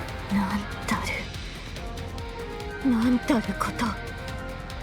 やはり下道と手を組むべきではなかった。 Snow White follows Nayuta's gaze. Dozens of glowing red orbs of light hurl towards Nayuta. A thunderous roar echoes in the distance, sending vibrations rippling through the air. The sound slowly draws closer. ナユタ、どういうことだ。マントラに乗って逃げてください。一刻も早く。ナユタ、私の分身が死ねばニーフは私の元へ戻ります。行方の途絶えていた分身が全てたった今始末されました。侵食された状態で。ならあの光は。侵食とはニーフの汚染。あの光は汚染された私のニーフです。避けることはできません。それではお前が。構わず早く行ってください。 Magic crashes through the wall. Snow White hesitates. She locks eyes with Nayuta. ご心配なく。奥の手はいくつもあります。分かった。 Snow White mounts mantra. The beast gallops off. Snow White's gaze turns to the fallen Rose. Ego Vista stares at the ground as if dejected. While Mantra gallops on, Snow White bends down and lifts the battered Rose. With Snow White and Rose aboard, Mantra leaves the area in an instant. Nayuta watches the ominous red lights converging on her. ミラー、あなたの思い通りにはさせません。 Nayuta presses her palms together. Light bursts from her body. たとえこの身をここで失うとしても、後を継ぐ分身はいくらでも。 Ego Vista's blade smashed into Nayuta's space, sending her tumbling across the ground. Nayuta's vision swims as she's struck by the flat of the sword. 自爆なんて面白くありませんね。ずっと昔からあなたのことが欲しかったんです。操り人形としてあなた以上の素材なんてありませんから。ついでに教えておきますね。分身を捕まえていたのは私です。こんなことになるんじゃないかと思っていました。直接侵食を注入しても治療できるのは知っていましたから。ですがあれはたっぷりと侵食させてあります。さすがのあなたでも耐えられないでしょ。けどYeah, I can't say I'm surprised there.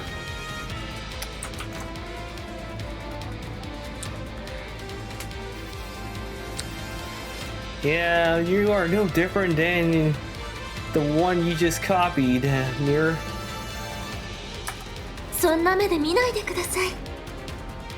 私は本気であなたたちを信じて協力していたのですから。こうなったのはあなたたちに失望させられたからです。あの時の気持ちは本物でした。貴様、絶対に。本当に残念です。ですが私も勝つためなら手段は選ばないので。 The red light enters Nayuta's body. She struggles, but goes still after the moment. A short time passes. The red-eyed monk rises from her feet. 気分はどうですか？やはり新色を使うと操り人形としては面白くなりませんね。まあ性能だけで満足しておきましょう。とりあえずあなたの分身をすべてここに呼び寄せてもらえますか？前からやってみたかったことがあるんです。 Red monk sits cross-legged and closes her eyes. Light rises upward. Watching with that light, Mira smiles.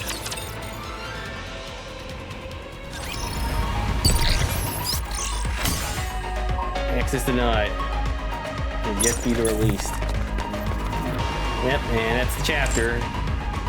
But we still got a bunch of cutscenes to go through, so let's dive in.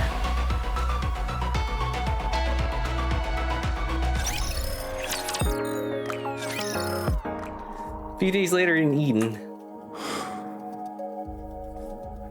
Johan's mind is unsettled. Since the battle with the Queen, there has not been a single day his heart has been in peace. That painful defeat weighs heavily on him. What happened afterward only made things more complicated. Yep. BJ with the emojis. Let's see here. Pew pew pew. Yep. Pew pew pew. Corruption of Nayuta's true body. 致命的だな。大丈夫だ。あいつなら平気な顔で何とかできる。思った通りだったとでも言いながら急に得意面を見せに来るはずだ。侵食されたんでしょ。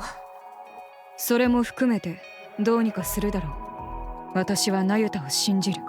信じるっていうか楽観的っていうか。あいつはいつも誰かに全てを話したりはしないやつだ。常に後のことまで考えている。それに何度も助けられてきた。だから大丈夫だ。信じている。そうだな。私も信じよう。考えてみるほどあの陰険ネクラがそう簡単にやられるはずはない。まだ何か隠しているのだろう。まだ何か隠しているのだろう。The Rapture strategist called the Mirror. The new more Raptures the Queen said to be creating. New heretics are like Alturia and Eagle Vista. There may be even more. There probably are. The Braulio, who arrived in Eden with only her head remaining. Rose, severely damaged, now unresponsive, with only her brainwaves still active. An unidentified weapon dubbed Red Shoes. So many new and unfamiliar things keep converging in Eden. Johan is conservative by nature. He's not accustomed to accepting things he doesn't have a full grasp on. His years spent on the surface have only pushed that tendency to an even greater extreme. Johan steps in something. He frowns and slowly lifts his foot. A sticky black liquid stretched between his boot and the floor. Johan's head hurls. He's afraid to open the door before him, but he can no longer ignore the noise coming from outside. After taking the short brief, Johan opens the door. ちょっと何でもかんでも拾い食いしちゃダメって言ったでしょ。お姉ちゃんにもらった。お姉ちゃんってどのジゼ？私じゃないよ。じゃあ誰？あ、ごめんなさい。私があげたの。ダメだったかしら。そうやっておやつばっかり食べさせたらご飯を食べられなくなるの。でも食べたいものを食べさせてあげたいじゃない。やりたいことだけやってれば生きていけるってわけじゃないでしょ。我慢も覚えさせないと。あら、急に話が大きくなったわね。うん、確かに重い。だろう、持ち上がらないよな。重いとは言ったが持てないとは言っていない。アームを持ち上げやがったぞ。人間もどきのくせに。これと同じぐらいか。お前が持ってみろ。お前の武器か。そんなもん私なら片手で持てる。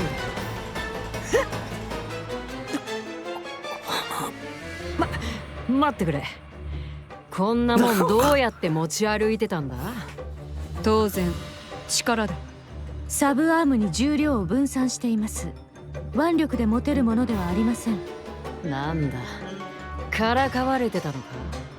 分散させていようと自分の力で持っていることは変わりない。それはそうだな。総重量は変わっていない。賢いバハムートが教えてやろう。それを総量の法則という。聞いたこともありませんね。おっと、勘違いしていた。重量保存の法則だったか？微妙に違います。知ったかぶりはやめたまえ。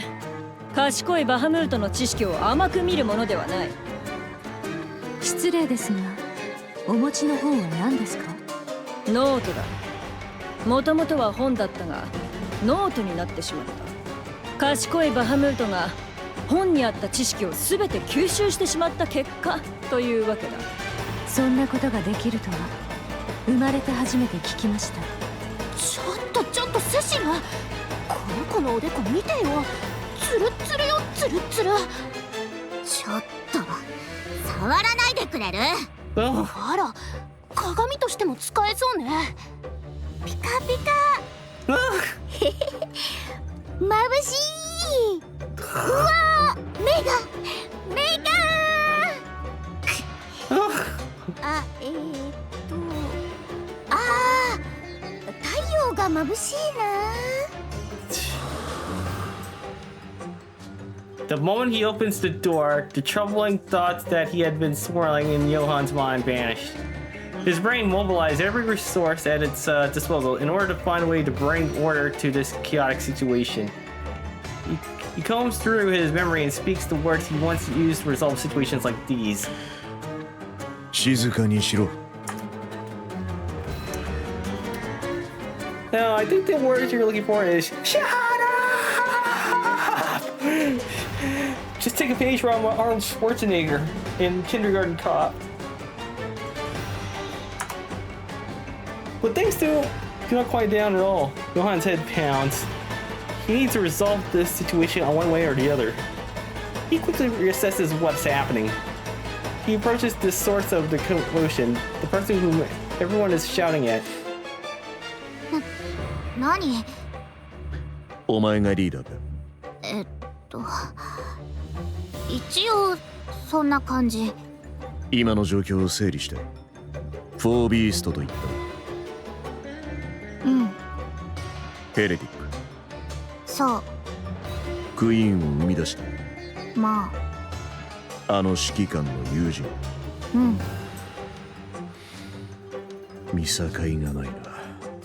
話は聞いている。お前たちの。Johan is startled by the sudden strange sensation against his leg. He looks down. A girl is clinging to his leg. あらあら、この子ったらもう懐いちゃって。Johan ignores the girl and continues. 話は聞いている。お前たちの。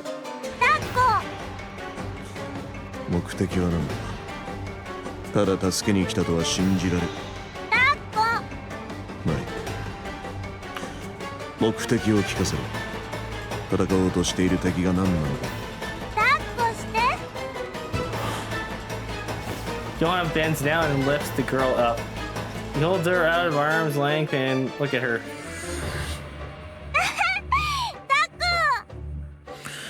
どうすればいい？抱きしめてあげればいいのよ。ぎゅーって。Johan brings the girl into his embrace with stiff, awkward movements. She falls asleep almost instantly. 寝たようだ。そうね。誰の胸でもよく寝られるみたい。このままこうしていろと。Yes. Yes, you do. うん。下ろしたら暴れ出すし。暴れ出す。そりゃもう大泣き。いつまで続ければいい？まあこの子が起きるまで。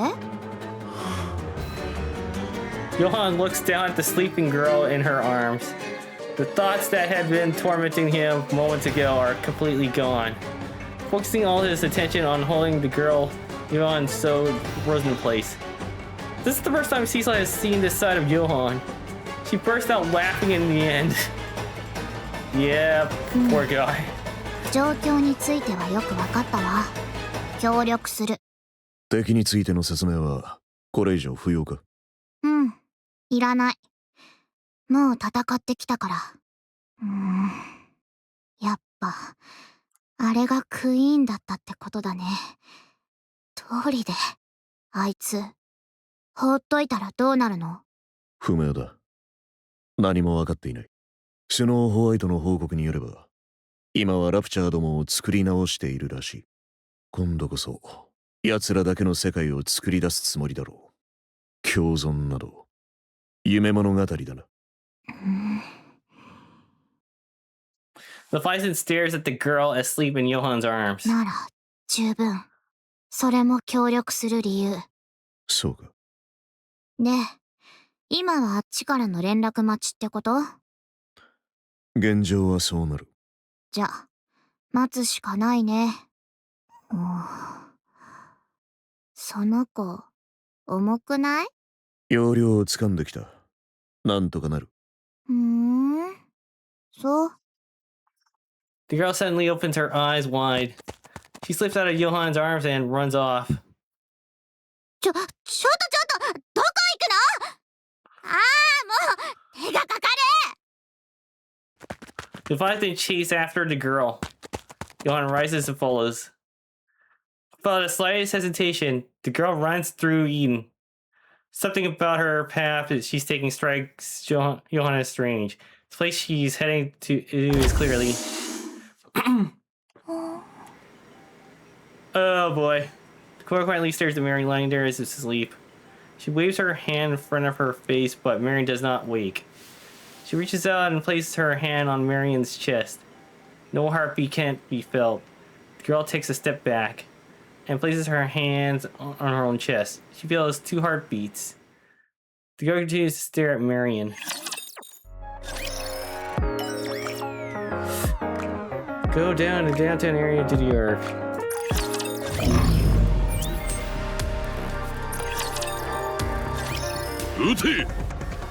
Ah boy, okay. Here's trouble.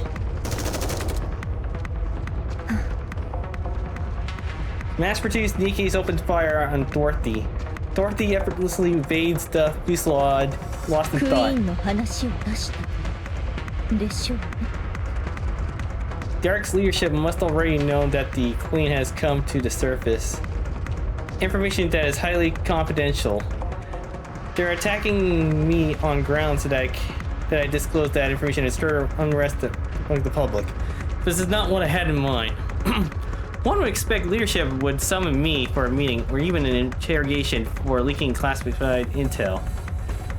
I intend to make my case for the necessity of the Third Surface Reclamation War, but of course leadership couldn't possibly be swayed. But for the Nikkes who are completely kept in the dark, and the civilians who are weakly uninformed, the mounting chaos within the Ark would have been more than enough to shake them to the core. I need to be the one who puts those fears to rest. It's impossible to explain everything to them as it were, so some degree of deception is necessary. That way, it'll be easier to incite them. After all, what people want are visible facts and solutions. What lies beneath never interests them.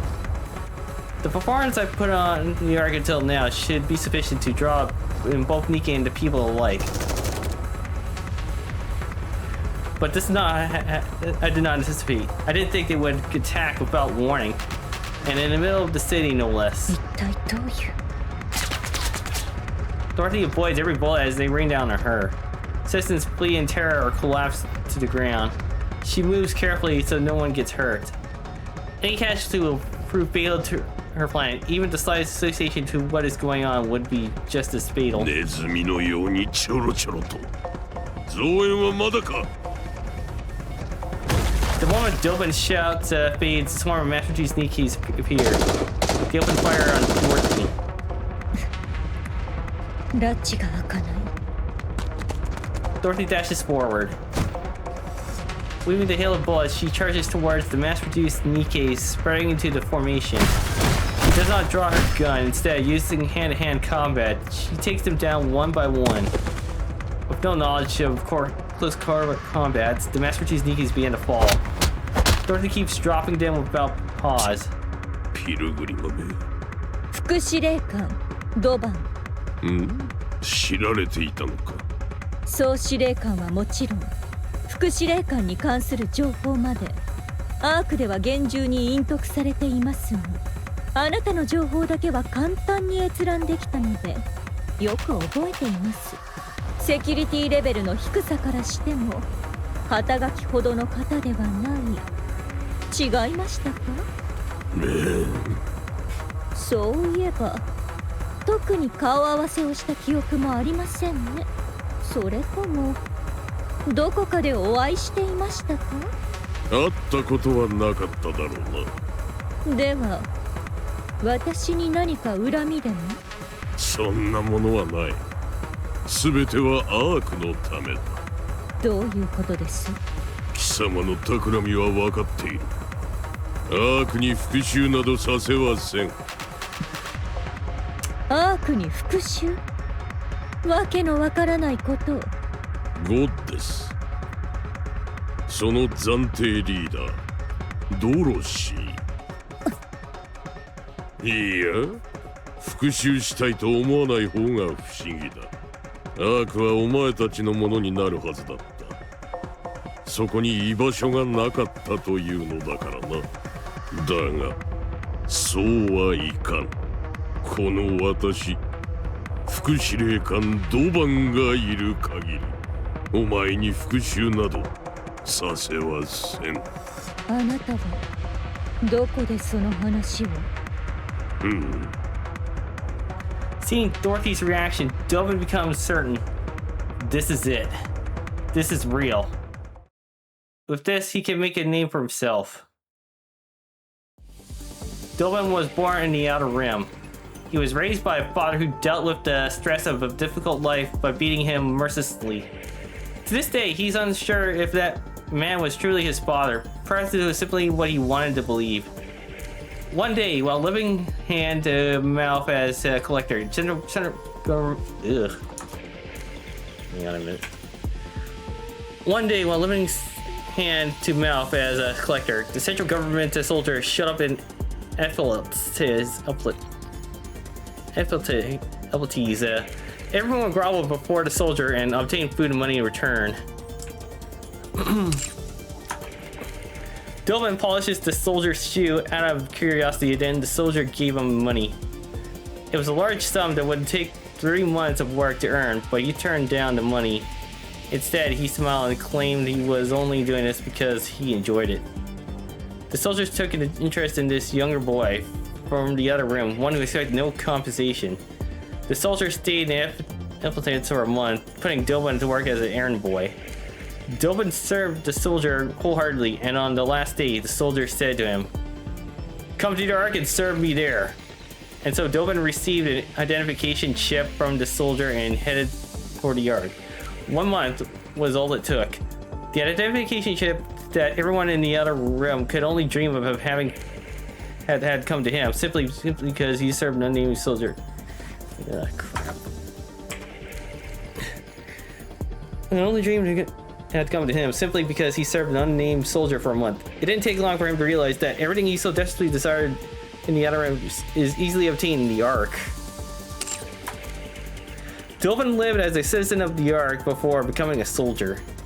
One day, an opportunity arose for him to tour the Outer Rim, which he accepted without hesitation.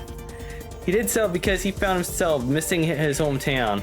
The moment he crossed the partition, however, Doban was horrified. Had this place always been this filthy and dark? Someone approached him and polished his shoes. It was the man he used to call father. The man repeatedly bowed and polished Doban's shoes, but had no idea who Doban was. Doban ground the man underfoot and fled the Outer Rim. He was ashamed that he comes from such a putrid cesspool. He despised himself for ever considering that place home, and for missing it even briefly. From that day on, Doban became vitriolic in his disdain for the Outer Rim. He believed that if the Outer Rim disappeared, his shameful and disgusting past would disappear along with it. He proposed a policy targeting the Outer Rim to the central government. The policy called for isolating the Outer Rim and designating it as a dumping ground. The central government approved the proposal and gave Doban a full oversight. From the central government's perspective, the Outer Rim had always been a headache, but abandoned or not, it was still a place where people live. But the policy Doban present treated the Outer Rim as a place bereft of inhabitants. If things went wrong, all blame could be pinned on Doban. From the central government's perspective, there was no reason to refuse. The Outer Rim began to turn into hell. Doban soon gained recognition for his role in resolving such a troublesome matter and rose to a high-ranking position. From then on, Doban directed all troublesome and unsavory matters into the Outer Rim. The place descended further into hell. Meanwhile, the quality of life in the Ark continued to rise. As a result of this repeated cycle, Doban rose to the position of Deputy Chief. He felt on top of the world that someone like him from the Outer Rim could rise all the way to Deputy Chief. It felt like a dream. But that's where it ended. With the Ark stabilized, there was nothing left to dump in the Outer Rim. Whenever problems arose in the Ark, he engineered to appear as the Outer Rim's handiwork, only to be repeatedly foiled by the Underworld Queen Exotic. You hear his whispers behind his back. He's accused of selling out his own hometown for a promotion, and now that he's without a scapegoat, he's powerless. Doban began to grow anxious. He had a dream to make the Ark his own personal fiefdom, The thought of the Outer Rim native standing atop the Ark filled him with unbridled joy. But he had no way of getting there. Save for his capacity for inhumane methods, Doban had no real talent. His standing naturally began to erode, and nobody acknowledged his worth. He was excluded from important meetings, and he was not even assigned a Nikke to his name. He concluded that both his position as Deputy Chief and his place as a soldier and citizen of the Ark were at risk if things continued. He needed to prove himself, but he was incompetent. That's when the pilgrim Dorothy arrived in the Ark. He found it suspicious. The timing was too conspicuous. Doban became certain Dorothy had ulterior motives and began investigating her. When Dorothy left the Ark and on an exploration mission on the Utopia, he went so far as to plant a bug on her to find her motives. However, he learned nothing of significance, and there was no information about Dorothy anywhere in the Ark either. A Nikke without records shouldn't exist. After exhausting inquiries, Doban discovered the existence of the Forbidden Library.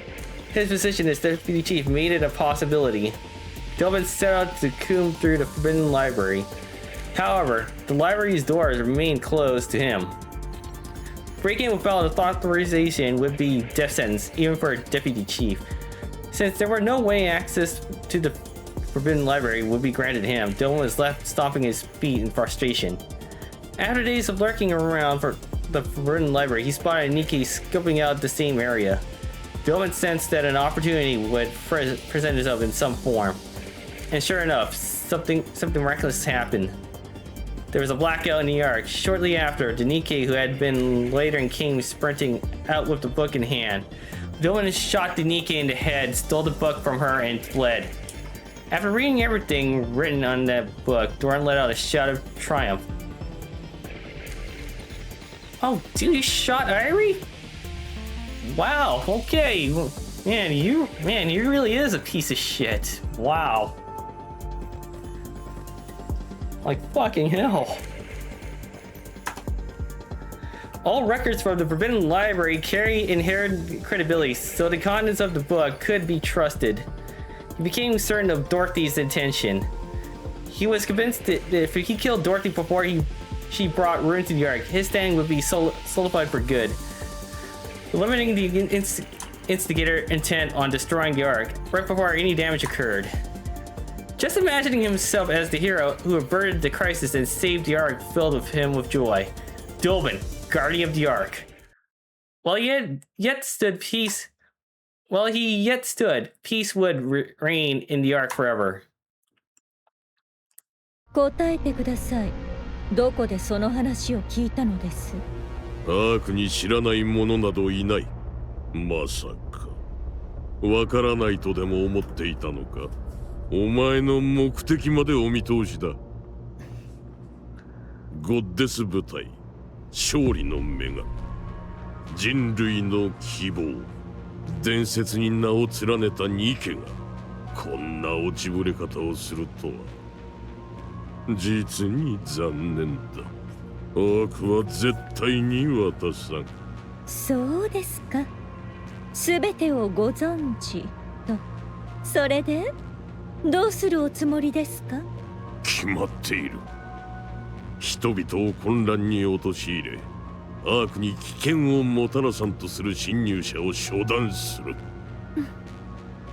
一つだけ聞いておきましょう。私たちはなぜ捨てられたのですか？何を言っている。お前たちがアークを捨てたのだろう。どういう意味です？お前たちゴッデス部隊は度の過ぎた要求をした。最高権力者の座とアークの半分にも等しいものを望んだ。無制限の兵力指揮権と資源の使用権もそのうちだ。アークの人々の暮らしなど考えもせず、己の利益ばかりを考えた。武力を盾に脅迫までした。アークはそれに立ち向かった。そしてお前たちは敗れ、アークから逃げ去ったのだろうが、それでも活躍をたたえて各地に像が建てられ、伝説を語り継いでいるというのに、アークに感謝しろとは言わんが、大した横暴ぶりだ。あなた、当時の私たちを直接見たことは？いや、私はアークで生まれた。ああ、そうでしたか。そういうことにされたのですね。Doban knows the whole truth. He knows the author of the Forbidden Library foresaw what fate awaited the God Squad upon entering the Ark. He knows they took on the role of villain to prevent the goddesses from being forgotten, and he knows why the goddesses ended up the way they did. But he doesn't say anything. What matters now is for him, the Ark's deputy's chief, to take down the outsider blinded by revenge and earn his merit. So he must provoke Dorothy into giving him what he wants. アークに混乱を巻き、人々を混乱させたピルグリムだ。必ず捕らえろ。アークを守れ。我々が今まで積み上げてきたものを破壊させるな。口は達者なようですね。It's a battle of falsehoods against falsehood. If the official narrative regarding the Goddess Squad is as Doban says, then Birmingham's passive treatment of her makes sense, but it doesn't matter. The people whom Dorothy must appeal to are not those in power, but the Nikkes and the ordinary citizens. Dorothy holds irrefutable proof that the Queen has descended. Whatever Doban says about Dorothy's true intentions will crumble before the undeniable physical disaster looming ahead. Both lies will come to light one day, but Dorothy is confident in her victory. If the truth is great enough, even the small lies mixed into it have a way of becoming the truth. To ensure that she'll come out on top when that decisive moment arrives, Dorothy decides she must first control the public sentiment. Dorothy once again cuts through the mass-produced Nikkes. Escaping would be easy, as would subduing them. But it needs to come up as the victim since the public tends to side with the weak. I'll give him just enough of a fight and take some hits, but under no circumstances can I use my gun. And there must be absolutely no casualties. I must appear as someone targeted by the central government for telling the truth. Doban's actions here will give the Nikkes and citizens the confirmation they need. Confirmation that the central government has been deceiving the Ark. 少しお休みください。 Dorothy drives her knees into the advent of the mass-produced Nikke. The Nikke bends at the waist and groans at that moment. The mass-produced Nikke explodes and sending fragments of scattering everywhere. The Nikke's beside her charges with a shriek and lunges at Dorothy, trying to grab her. Dorothy flexibly dodges and breaks the Nikke's stance. The Nikke staggers, then detonates.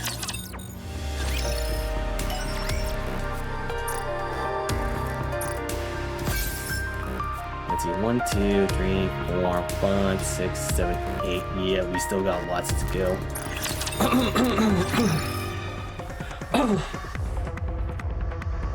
Dorothy brushes a fragment of something from her face and realizes with certainty. 卑劣な真似を。なんということだ。部隊に被害発生。総員、鎮圧弾の使用中止。実弾に切り替えろ。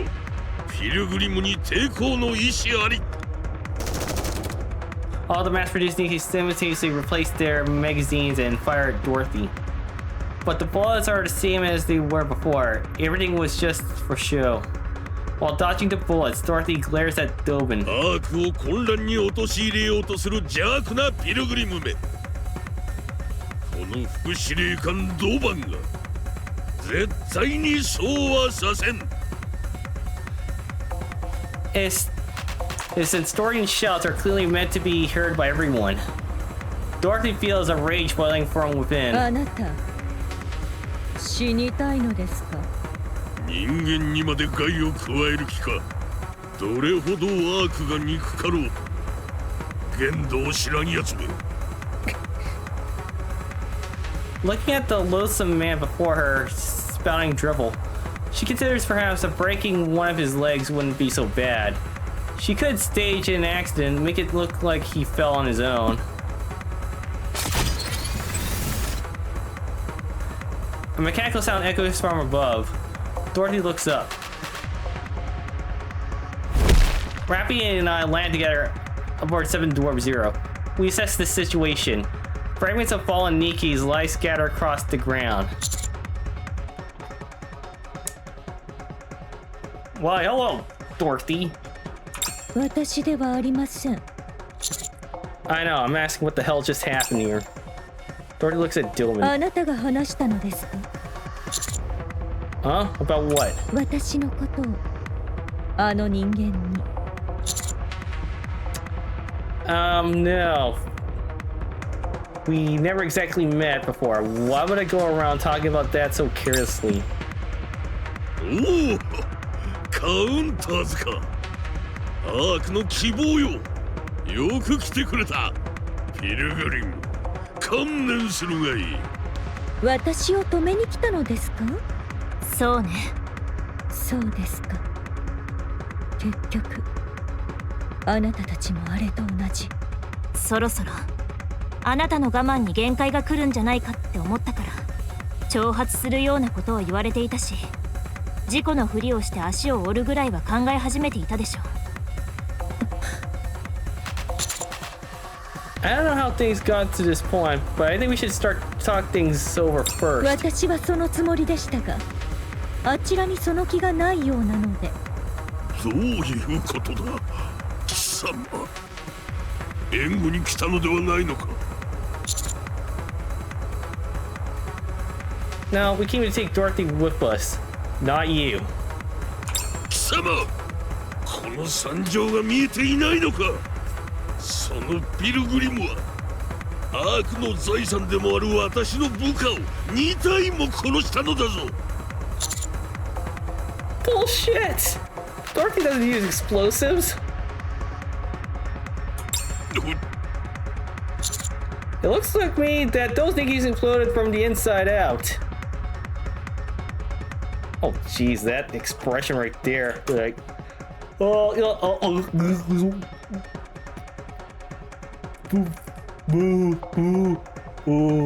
what to do.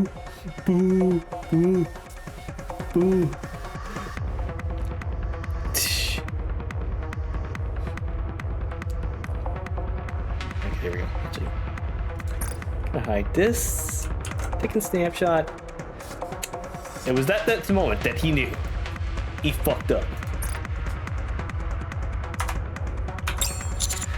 if someone planting the bombs in beforehand. Oh, actually, I think I forgot to read the... It looks to me that those Nikkes explode from the inside out. As if someone planted the bombs in them beforehand.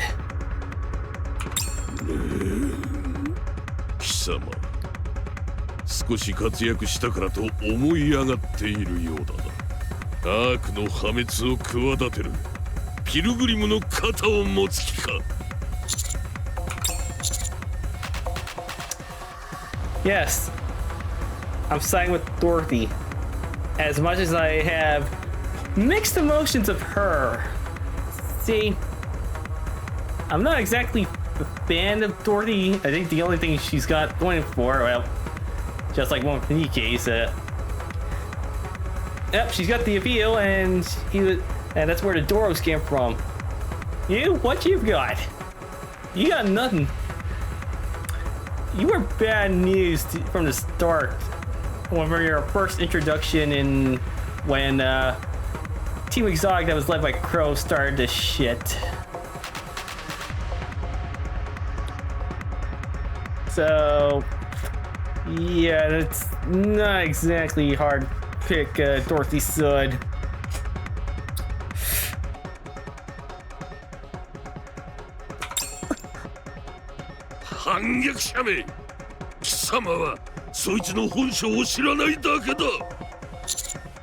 I would say I know her better than you do, Deputy Chief.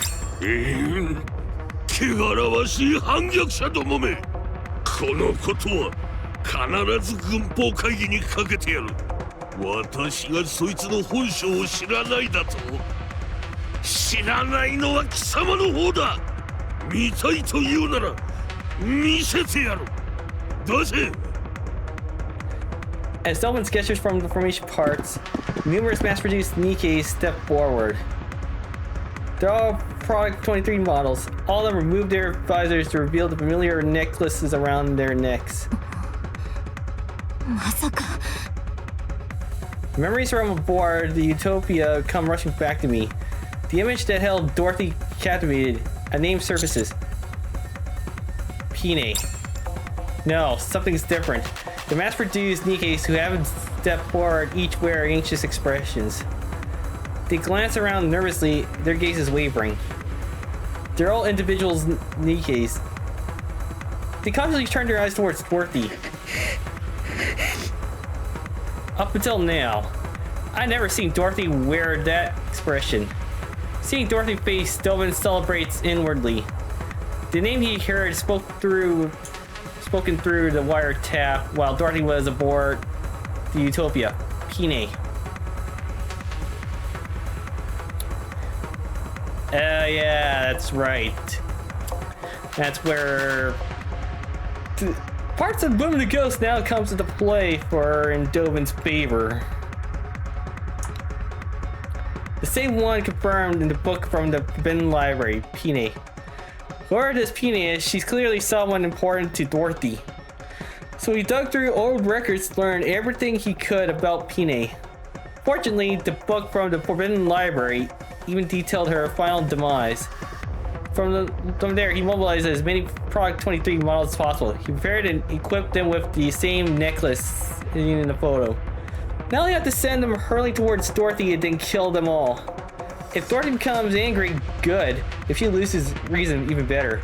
If she continues charging in him to kill him, it will be perfect. In that moment, she'll become the Ark's public enemy #1. The Nikkes at his side are equipped with energy shields rated against the optical weapons. Dorothy uses optical weapons favoring precision, low output shots over high output ones. The shield should hold against her shots well enough. And in the process, Dorothy's weakness will become fully exposed. After that, everything will fall into place. He'll take down Dorothy, the pilgrim who, with unclear motives, who poses a clear threat. It will be easy to frame her for attempting to overthrow the Ark, especially because she's a well-known pilgrim. Then Doban will be recognized for his efforts for saving the Ark from danger. He recalls Dorothy's reaction early. Drunk on the feeling of victory, Doban smiles for the first time in a while. I don't fully understand the relationship between Pine and Dorothy. even so, one thing is certain. Peony is more precious to Dorothy than anyone else. And the image of that very person is standing before her now. This is an act of desecration. A vile one at that. Is as trampling with the muddy feet into the sacred space of a stranger's curious memories. Nikke. A mass-produced Nikke, resembled Peony, hesitates, then runs forward. She spreads her arms towards Dorothy and forces a smile. Dorothy stands frozen, staring blankly at the sight before her. The Nikke approaches. ドロシー様 And she explodes. Rappy! Rappy! Rappy! ラジャあの男の頭を Subdue Dorothy. Dorothy draws her gun. She aims directly at Doban. Rappy rushes in and grabs Dorothy's gun. 話して。落ち着いて Fall back. ラジャ離して Seven Dwarf Zero activates and Rappy withdraws from the area with Dorothy in tow. I glare at Doban. 貴様どういうつもりだ反逆者がアークの敵に組みするような真似を You. Don't expect your death to be clean.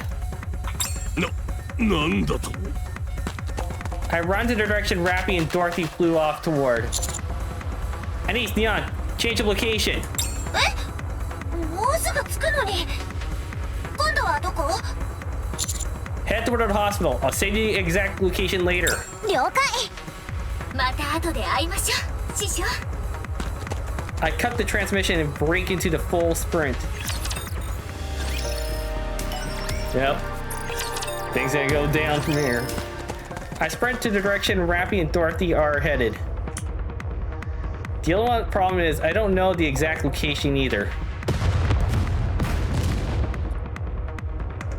There. Crash. Rappy tumbles across the ground. From a distance, I catch a sight of Dorothy pulling away. 指揮官 Rappy, are you... 危ない Dorothy fires wildly. I quickly hurl myself to the side. The optical rounds scrape across the ground. She fired her gun? 完全に我を失っています Dorothy approaches rapidly in low flight. Rappy unleashed a volley of her, but she rolls clear of every shot. In the same motion, Dorothy fires back with the optical rounds. Wait, if I get shot, I'll die. 私でも同じです Rappy and I roll out of the way as he grazes our body. Dorothy walks slowly towards us. まだ続けるつもりですか続けたくはないけどそうしなければあなたはドバンを殺しに行くええその通りです生かしておく理由はありませんからそんなことはやめてアークを乗っ取るつもりではなかったの殺してしまったらそれもできなくなるわ今までのあなたの計画が全部水の泡私の計画なくなりましたもう何も残っていませんトロシ何があったの私にはもう何もありません楽園だと思っていた箱舟には扉を閉ざされ新たに作った楽園からも追われそうです私は諦めましたできることなどもう何もありませんアークの人間やニケをそそのかし外へ連れ出してもう一度楽園を作り直すつもりでした Dorothy, do you really think it's gonna be easy? I mean, it wasn't as easy to build Eden in the first place. それがそれぐらいしか今の私にできる復讐はありませんから私がアークから奪えるものはたったそれだけそのためだけに耐えるつもりでしたが許せませんあれだけは Dorothy, Come with us. Let's defeat the queen together.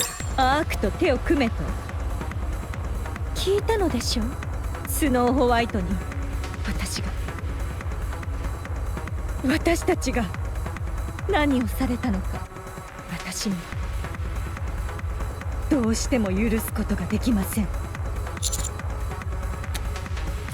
I mean, I get that you're pissed, yeah. I mean, let's be real, not everyone from New York or the central government are pieces of shit. I'll try to convince him. I'll make sure you're compensated for everything you've suffered. できもしないことを言わないでください。Dorothy levels her gun at me. バカ、アニス参上、ネオン参上。 Boom. Anise and Neo jump down from the building and lands loudly behind Dorothy. Dorothy hurriedly turns and pulls the trigger. Anise's hands block the optical rounds aimed at Neon's head. Wow! ちょっと今のは私が。 Dorothy steps back. 今殺す気だった。違います。申し訳ありません。 You sure that was an accident? I know I shouldn't be trying to provoke Dorothy anymore, but still. ドロシー、ねえ、あなた大丈夫ですか？大丈夫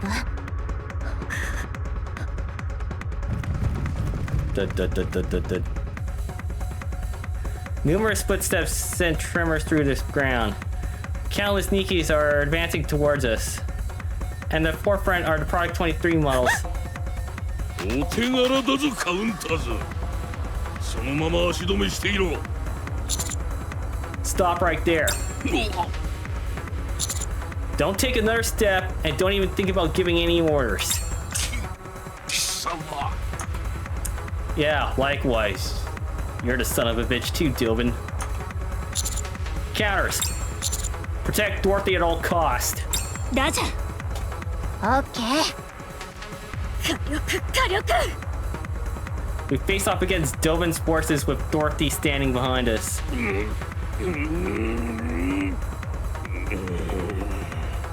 Nikke.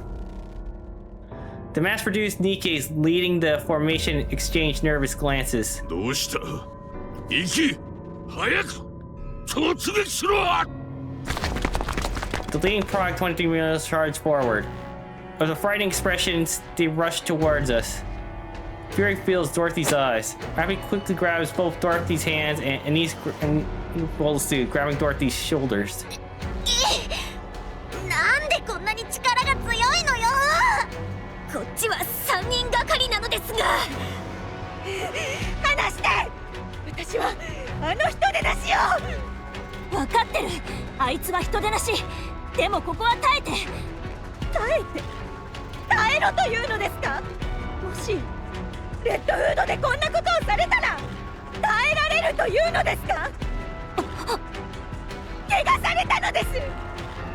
私の何より大切な翼を冒涜されているのですよ。何も知らないで私の記憶を、何より大切な記憶を踏みにじって。分かってるはず。挑発よ。乗ってはダメ。乗って差し上げようじゃありませんか。 Dorothy, Rappy's right. If you actually destroy the PNA clones, you give Doban what he wants. もう構いません。存分に乗って差し上げましょう。本気で言ってる？ええ、そうです。Dorothy, don't be stupid. Yeah, speaking of, I wasn't gonna bring this up until we get to the end, but yeah. Amazing Season Games or whoever's responsible, can you please open Snowbreak back just so I can get Chinchin back? Please?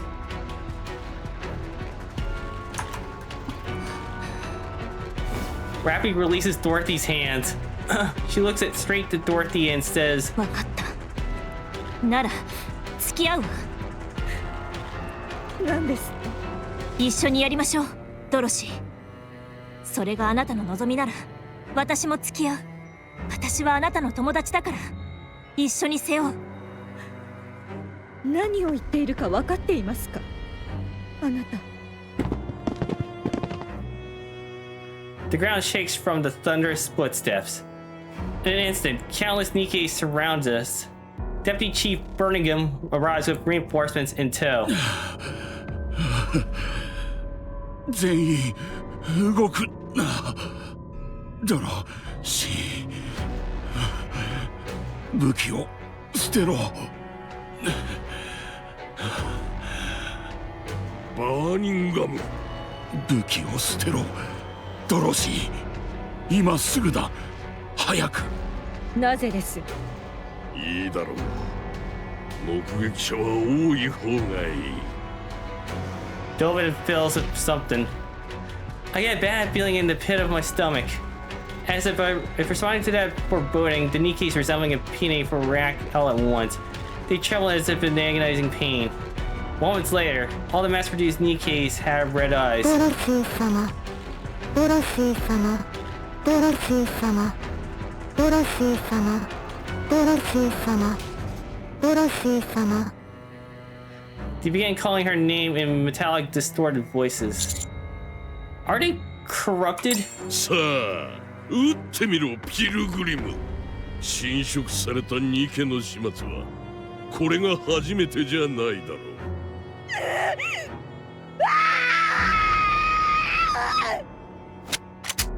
Dorothy shakes everyone off and raises her gun. Dorothy, no! そうだ撃て撃って本性を見せろ Several mass-produced Nikke shield Doban. Doban laughs. 勝ったこれで Dorothy guns trembles. She glares at Doban, her face filled with rage. Then,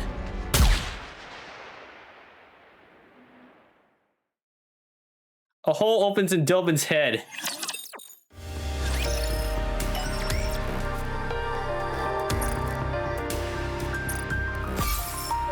One, two, three, four, five, six. Oh man, still going. Doban collapses to the ground. Red spills from his head and stains the ground. His body lies motionless. He dies instantly.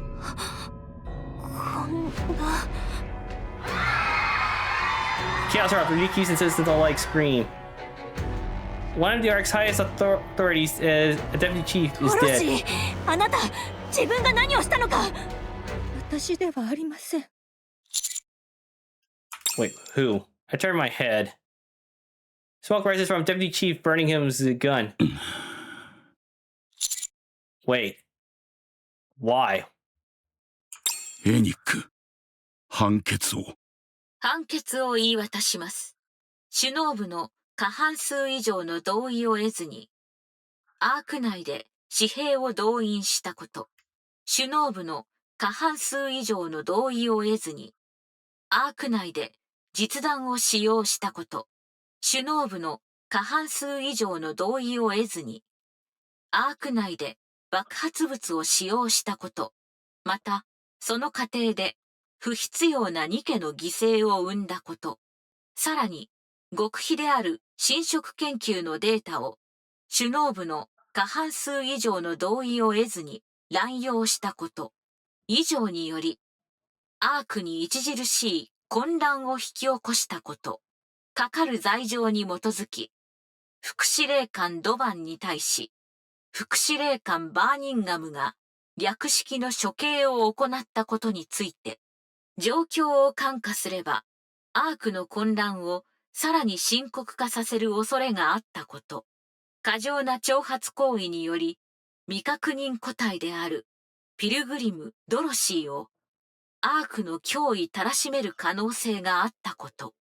また、副司令官ドバンの排除がアークの運用に対し重大な影響力を及ぼさないことなどを鑑み、正当な判断に基づく行為として、副司令官バーニンガムによる処分を追認するものとします。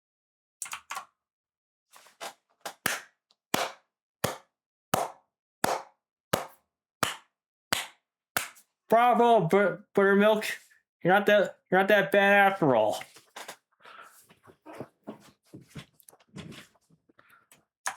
ただし、この裁定は戦時下に匹敵する状況での特例的判断であることはご承知おきください。そうか。安心した。Birmingham, who drenched his sweat, looks at Dorothy. Dorothy stares back with a shocked expression. 本当によかった。Birmingham surveys the Nikkes filling the streets and the citizens watching everything unfold from the distance. Then he whispers to me. ニケと目撃者たちを落ち着けてやってくれ。What? Why don't you do it yourself? 人だかりは苦手でな。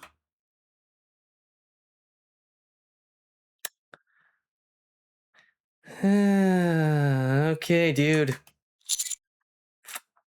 Alright, here goes. A private call comes through Enoch. ドバン前副司令官の遺体を回収するため人員を派遣します。また、侵食されたニケたちの治療をエリシオンに要請します。確保済みのアンチェインドで不足はないはずです。So you knew about this? はい。他には知らせていませんので、ご心配なく。Okay.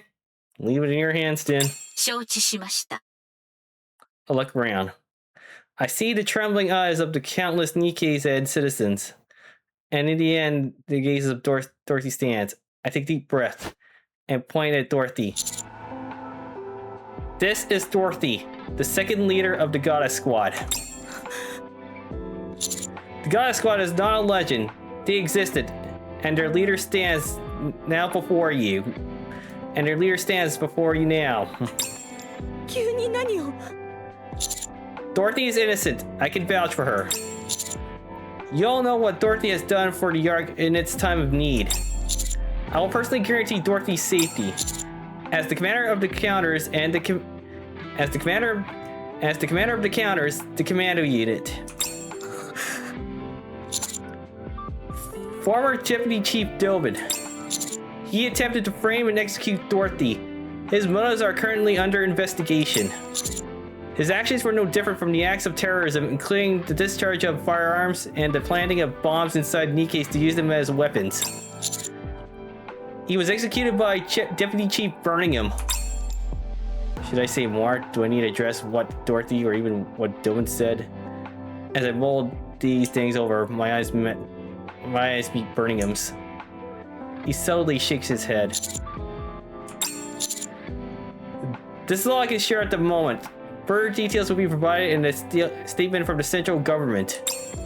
From here on, please follow any directives issued by the central government. Thank you. Commotion begins to settle.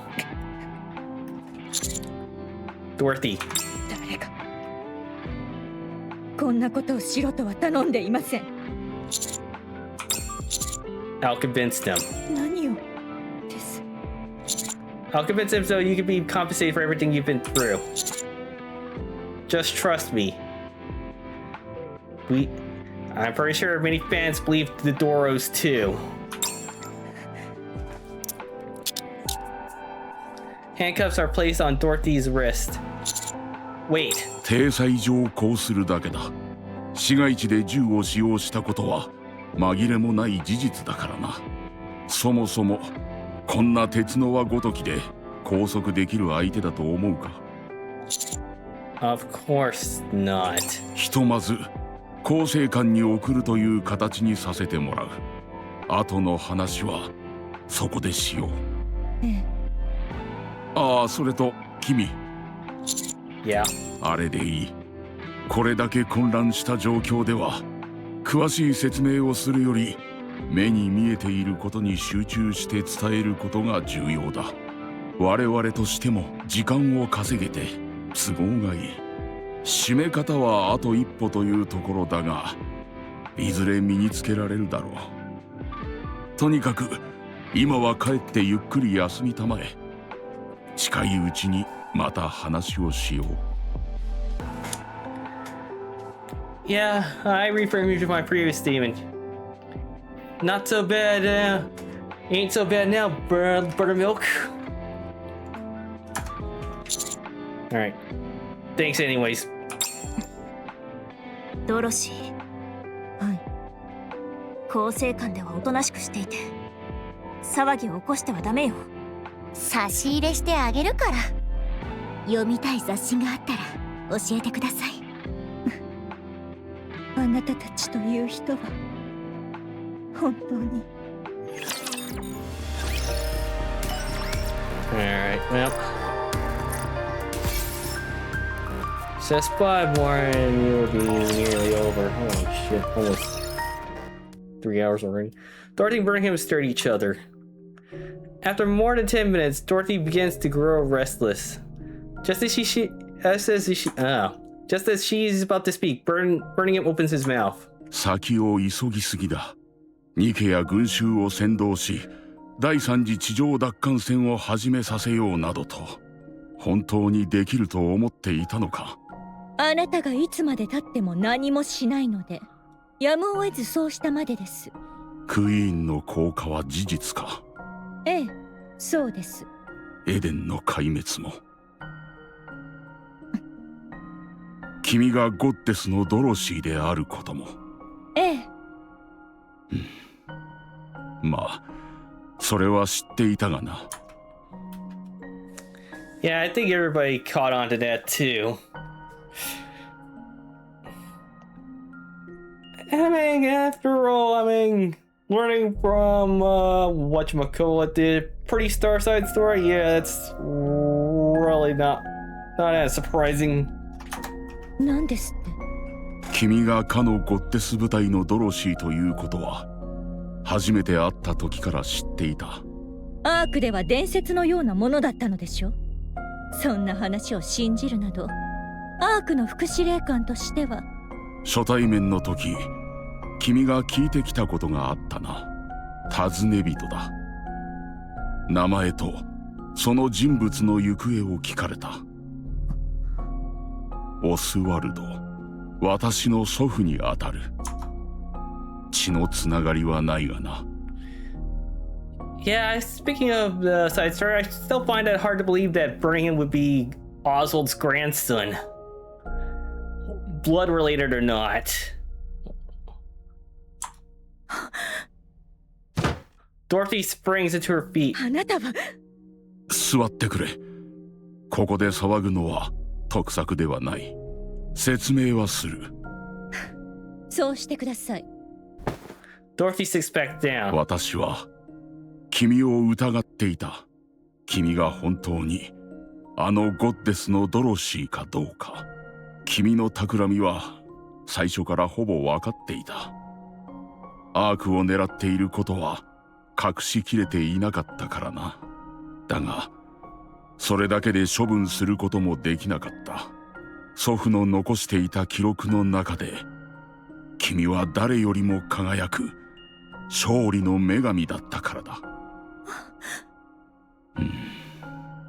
私の祖父、つまりオスワルドは君たちを守るために憎まれ役を買っていた。どういうことです？アークガーディアン作戦の後、アークはゴッデス部隊の処分を考えていた。中央政府をはるかにしのぐ影響力を持つ存在になるというのは分かりきったことだ。そこでアークへ帰還する時を狙い、あらゆる手を使ってゴッデスを陥れる計画があった。全ての名誉を失わせようとしていた。祖父は誰よりもゴッデスを信奉していた。熱狂的ファンと言ってもいい。その祖父はアークガーディアン作戦の総責任者を任されるほどの人物だった。その立場を使ってゴッデス部隊を締め出した。アークに戻ればゴッテスは名前も残らなくなると知ってのことだ。そんな話今さら信じろと。そうだな。証拠として見せられるものもない。だが当時の中央政府にはドバンのような連中が何人もいたようだ。嘘をつくのでしたら口裏程度は合わせておけばいかがですか。ドバンの言っていたこととは話があまりに違いすぎます。あいつの話を信じるな。そう言われて私が従うとお考えで。それ以上言えることがないんだ。君を挑発するための嘘だった。それが全てだ。ならばなぜピナの最後まで知っていたのです。祖父は臨時キャンプでの会話まで全て聞いていたらしい。それを記録に残していた。全部聞いていた。そうだ。本当はもう少し引き延ばす予定だったようだ。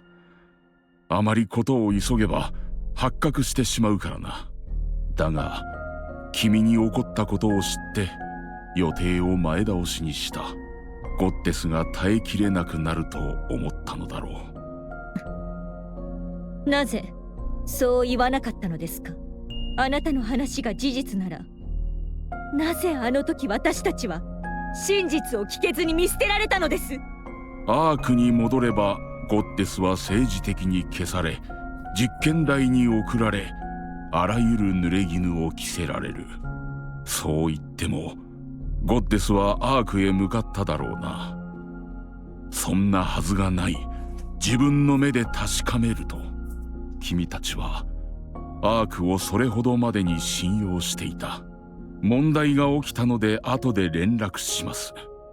これもダメだ。おそらくゴッテスはアークの入り口から離れようとしなくなる。君たちがアークを大事に思っていたからだ。祖父の立場からしてそれなりに現実味のある作り話が必要だった。ゴッテスがアークから離れるような話だ。たとえそれが自分への憎悪や憎しみ、復讐心によるものだとしても、時が流れてゴッテスがいつかアークに復讐することも目指さないような、できれば二度とアークを見たくないと思わせる話を作る必要があったのだろう。ではそれ以降アーク側から私たちへの通信が絶えた理由は。アークは長い間 VTC という組織が支配していた。 VTC は君たちの存在を許そうとしなかった。できることは何もなかった。 VTC の支配力があまりに強すぎたからだ。Yeah, needless to say, you both saw, you and Ozma are in a bit of a predicament there, so yeah, nothing you guys can do about it. そこで祖父はゴッテス部隊は脱走したという報告をでっち上げた。その後 VTC は壊滅し状況は変わったが、その時にはもうかなりの時間が経っていて、君たちを探す方法がなくなっていた。その話が正しければ、あなたは私たちがどのような目に遭ってきたか全てを知っていて、アークに来た私が何者かも私の目的も初めから知っていたということになりますね。なぜ黙っていたのです。私を嘲笑うためですか。さっきも言った通り、君を疑っていたからだ。事の顛末を知っていれば、いつかアークへ復讐に戻ると考えるのは当然の想像だろう。だから様子を伺っていたんだ。たった今まで君が昔のままのドロシーなのか、復讐心に燃える変わり果てたドロシーなのか確かめなければならなかった。だがもう答えは出た。あなたのおじい様は悲しむでしょうね。そのドロシーがこんなありさまになってしまうなんて。ですが、分かっていますか？私がこうなったのも全てあなたたちの。申し訳ない。 Dorothy freezes. 今なんと？申し訳ない。アークすべてを代表することはできないが、この通り謝罪する。私はそんなことが聞きたかったわけでは。ドロシー、君はアークをどうしたい？私は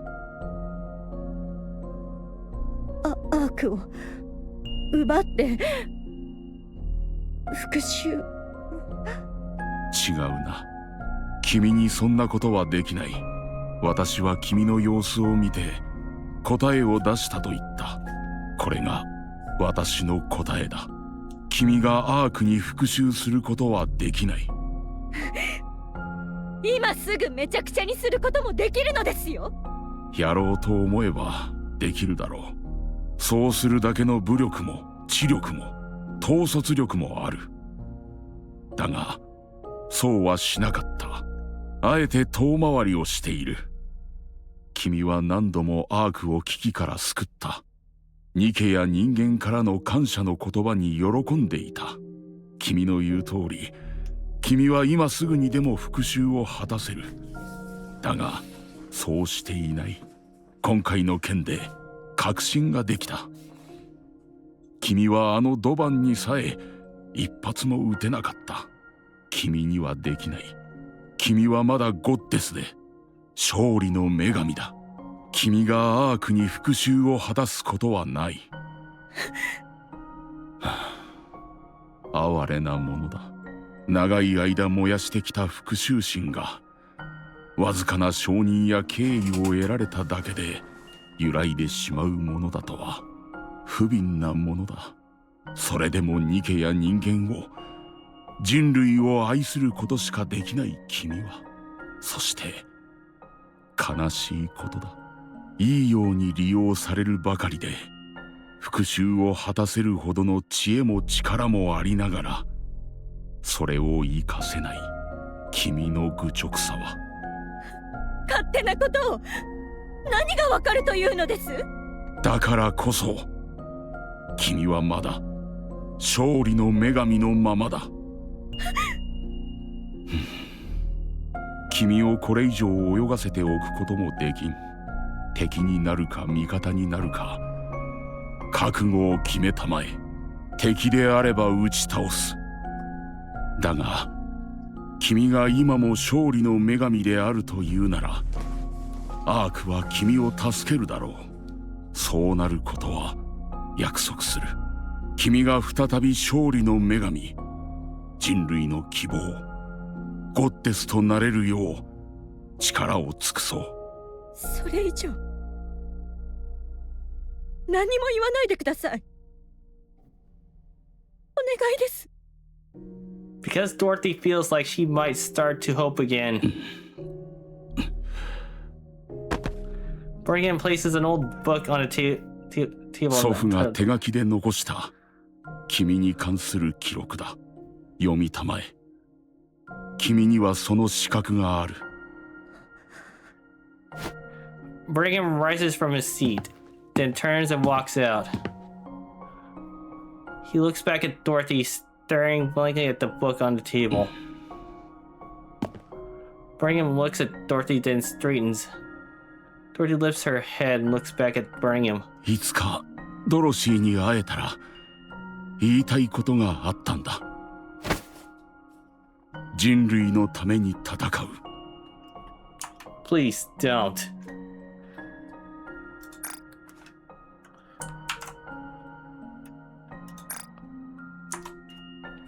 Don't say it. ゴッデス部隊に感謝を。The door closes. Dorothy stares ahead blankly. なぜこんなバカみたいに、こんな簡単に。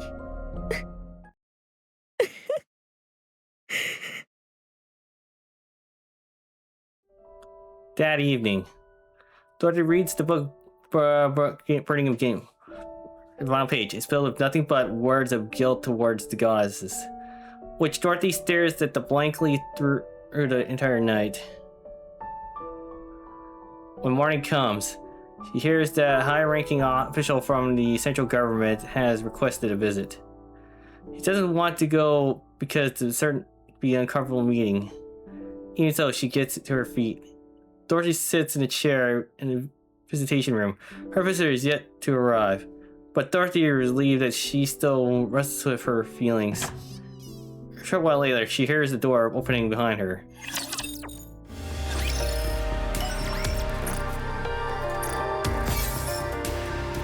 Four more, alright. She's not turned around. She hears the door closed and the footsteps draw nearer. Dorothy lowers her head and closes her eyes, a silent signal that she doesn't want to be spoken to. Then a familiar scent reaches her, the scent of a marigold. She hears a teacup being placed in front of her, and the sound of the chair across from her being pulled out from someone sitting in it. A brief silence ensues. Then the sound of tea being sipped from across the table is heard. Dorothy opens her eyes. She looks at the golden liquid swirling in the teacup. After letting out a short sigh, Dorothy reaches for the cup. She's about to grasp the handle. A voice speaks from across the table. やはりこれが一番か。好みにうるさいのは相変わらずだ。Dorothy freezes and her pupils whiten. She barely manages to lift her trembling head to look forward. Anderson looks at Dorothy with a gentle smile. やあ、ドロシーお嬢様。年を取ってわからないんじゃないかと心配だったが、安心したよ。どうして Dorothy's thoughts come to a halt. How many times in the past has she been manipulated by ghosts from her past? First Lily-wise, then Peony. Weariness fills Dorothy's eyes. 何者です、あなたは。Anderson silently looks at Dorothy. Dorothy silently looks back at Anderson. After staring at one another for a long time, Dorothy becomes certain he's not an illusion nor a monster wearing another's skin. He's the same person she once knew, bearing the marks of a time of his face. The same person who shared her most radiant days. Tears fall from Dorothy's eyes. 生きていたのですね。じゃじゃーん。まあ、そういうわけだ。遅くなってすまない。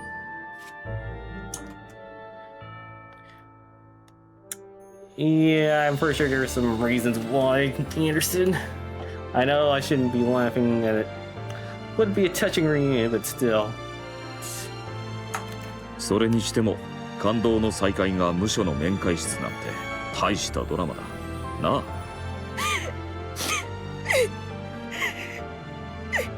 長生きはしてみるものだ。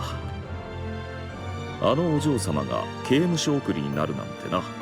みんなに話してやったらきっと大爆笑だ。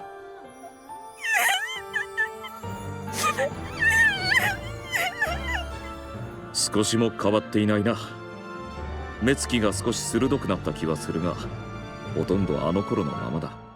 私もニケになればよかったな。自分だけ年を取るなんて不公平じゃないか。それともスキンケアのおかげか？お嬢様御用達のスキンケアグッズとかあるなら教えてくれ。静かにしてください。泣いているのがわかりませんか？そろそろ泣き止んでくれ。私までもらい泣きしそうだ。年を取ると涙もろくなるらしい。あれこれ健康にいいものを食べるようにしてはいるが、昔のようにはいかないな。だから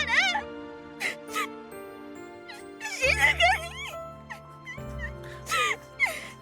してください。やれやれだ。まったく泣き止んでくれって言っただろ。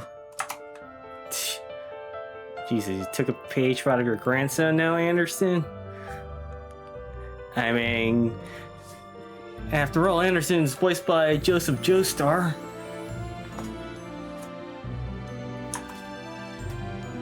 Only the sounds of Dorothy's sobs echoes through the visitation room.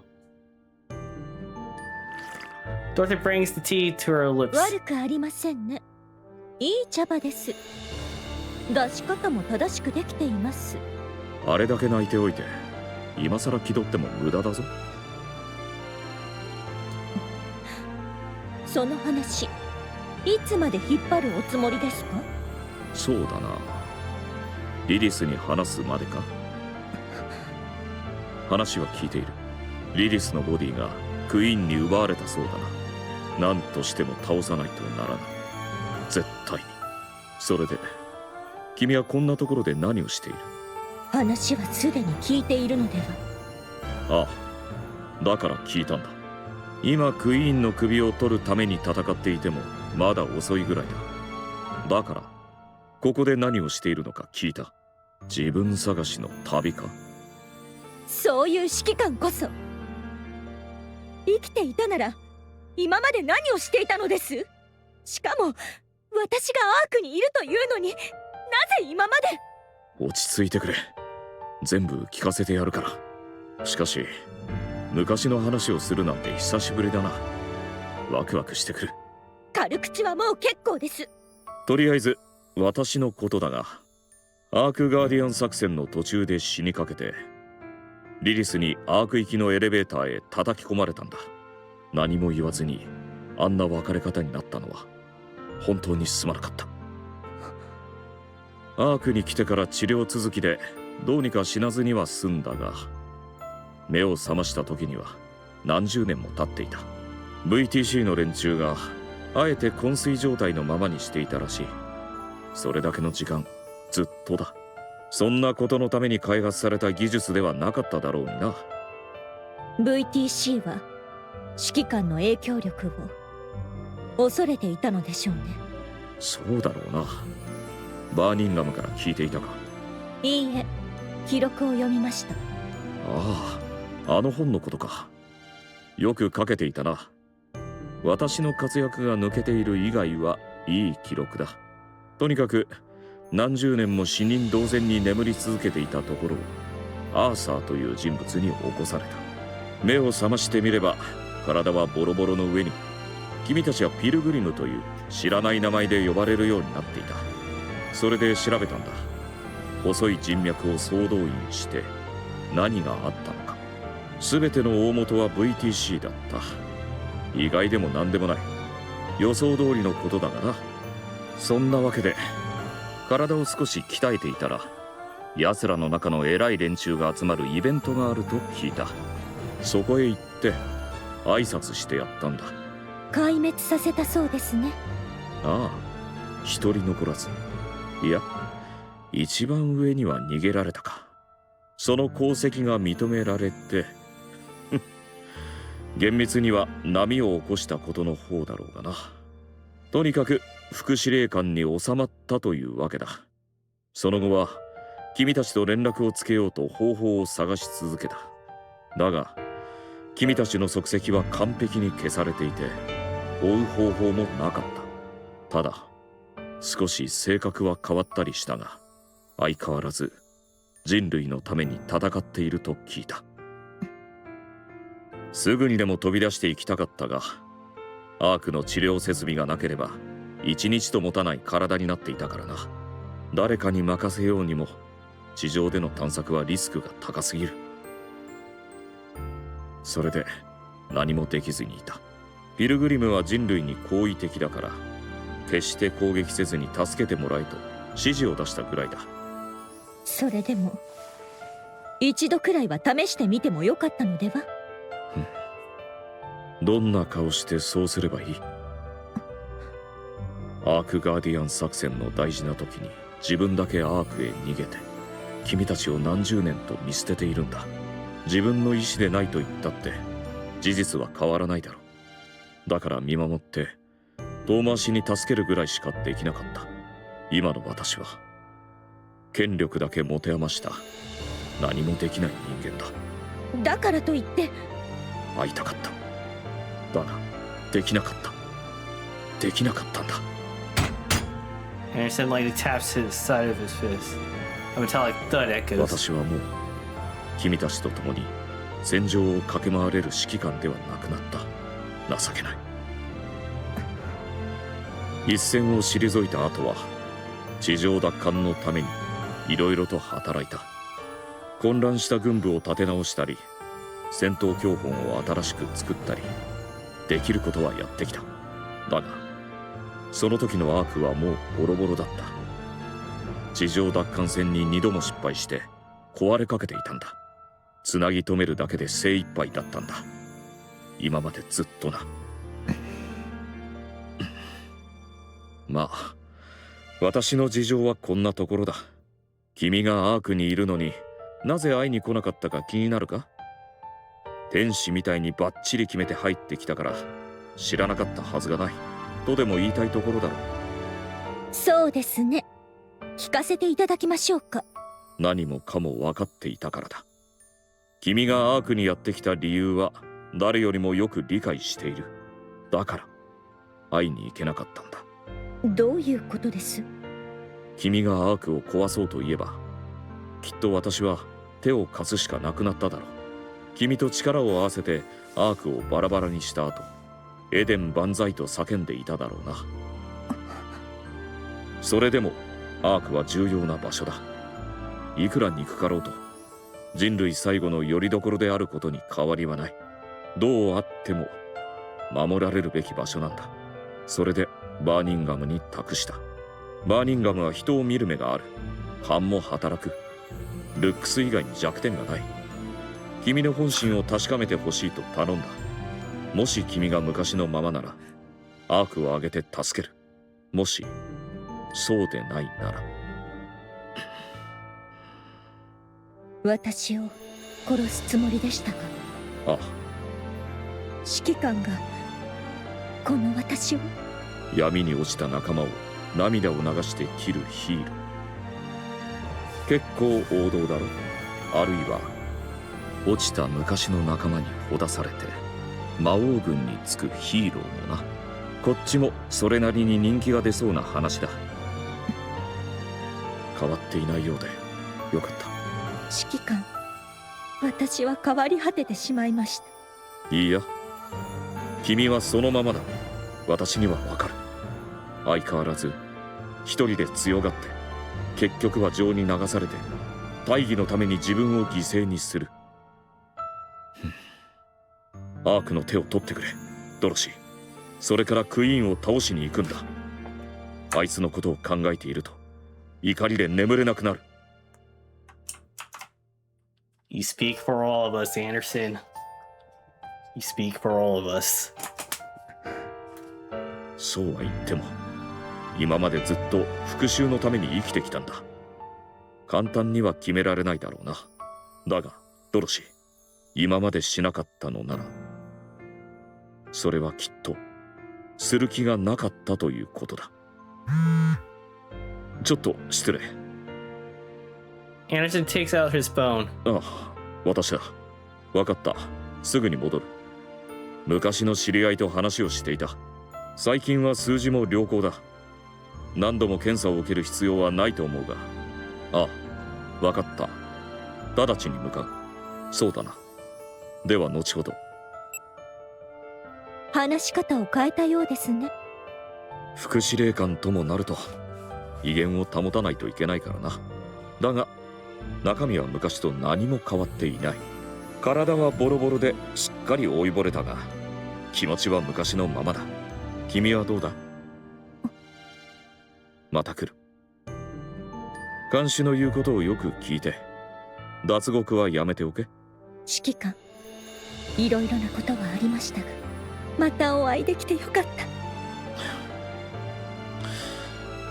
まったく年を取ると涙もろくなって困るな。これ食べてみて。チョコミント味のシーフードスナックだって。どう考えてもミスマッチでは。グルメの間では話題だそうよ。ドロシーの評価は参考になると思うわ。味にはうるさい人だから。結構です。 Wow, this fried ramen is really good. It's salty, spicy, and just hits the spots. Damn. Oh. でしょ。私が思うに人気がないのは名前のせいよ。うまく変えたら大ヒットしそうじゃない？こっちの餃子の山は何？ Actually, I'm gonna take a snapshot of this too.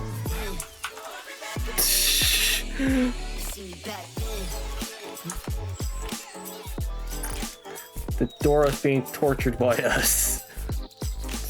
Oh man. 火力が半端じゃない店なんです。あの火力で美味しくないわけがありません。ドロシーも嗅いでみませんか？炎と煙の香りがすごいんですよ。結構です。じゃあこれ花パンというらしいわ。中に豆のペーストが入ってる。花の要素がないかと思いますが。さあ、形が花みたいだから。 How do you mention it? There are a lot of different breads like that. Fish-shaped bread, for example. 本で読んだことありますよ。昔は本物の鯛が入っていたんだとか。どういう本よそれ。それよりドロシー、なんで食べないの？全部あなたのために買ってきたのに。言っているそばから皆さんが全て食べてしまっているようですが。食べさせてあげてるのに全然食べてくれないじゃない。食べさせてもらってはいません。はいはい、じゃあお口開けて。あーん。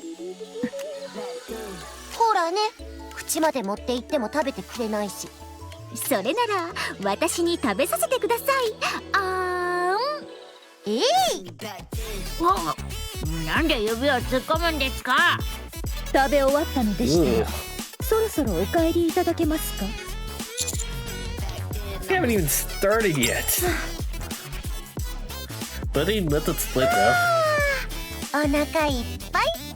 そろそろ帰るわ。そうですね。帰りにコーヒーでもどうですか？お腹がはち切れそうです。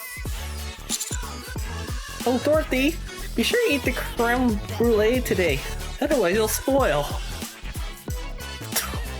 Oh, jeez. Oh, man.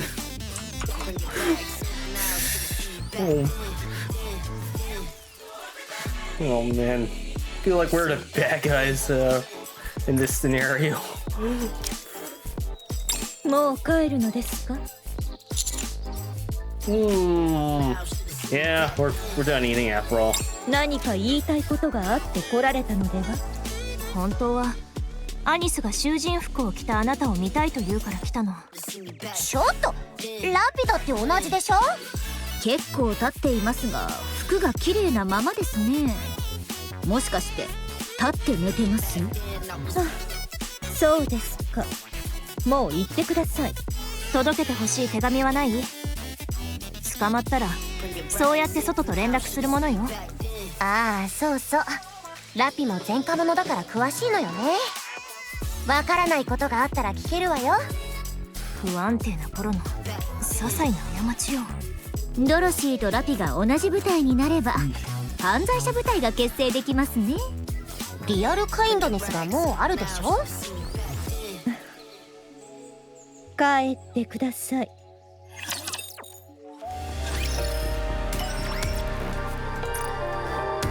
Alright. Just 3 more. Holy yeah.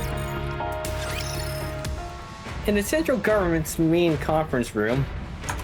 では状況を整理しよう。まず最大の問題はアークのエネルギー源だ。出力がこれまでの 20% 未満に落ち、その後も徐々に低下を続けている。その次はドロシー絡みの事件の処理だ。死傷者が出た上にアークの群衆に不安を招いている。同時に副司令官の席が一つ空いた。思い当たる候補はいるか？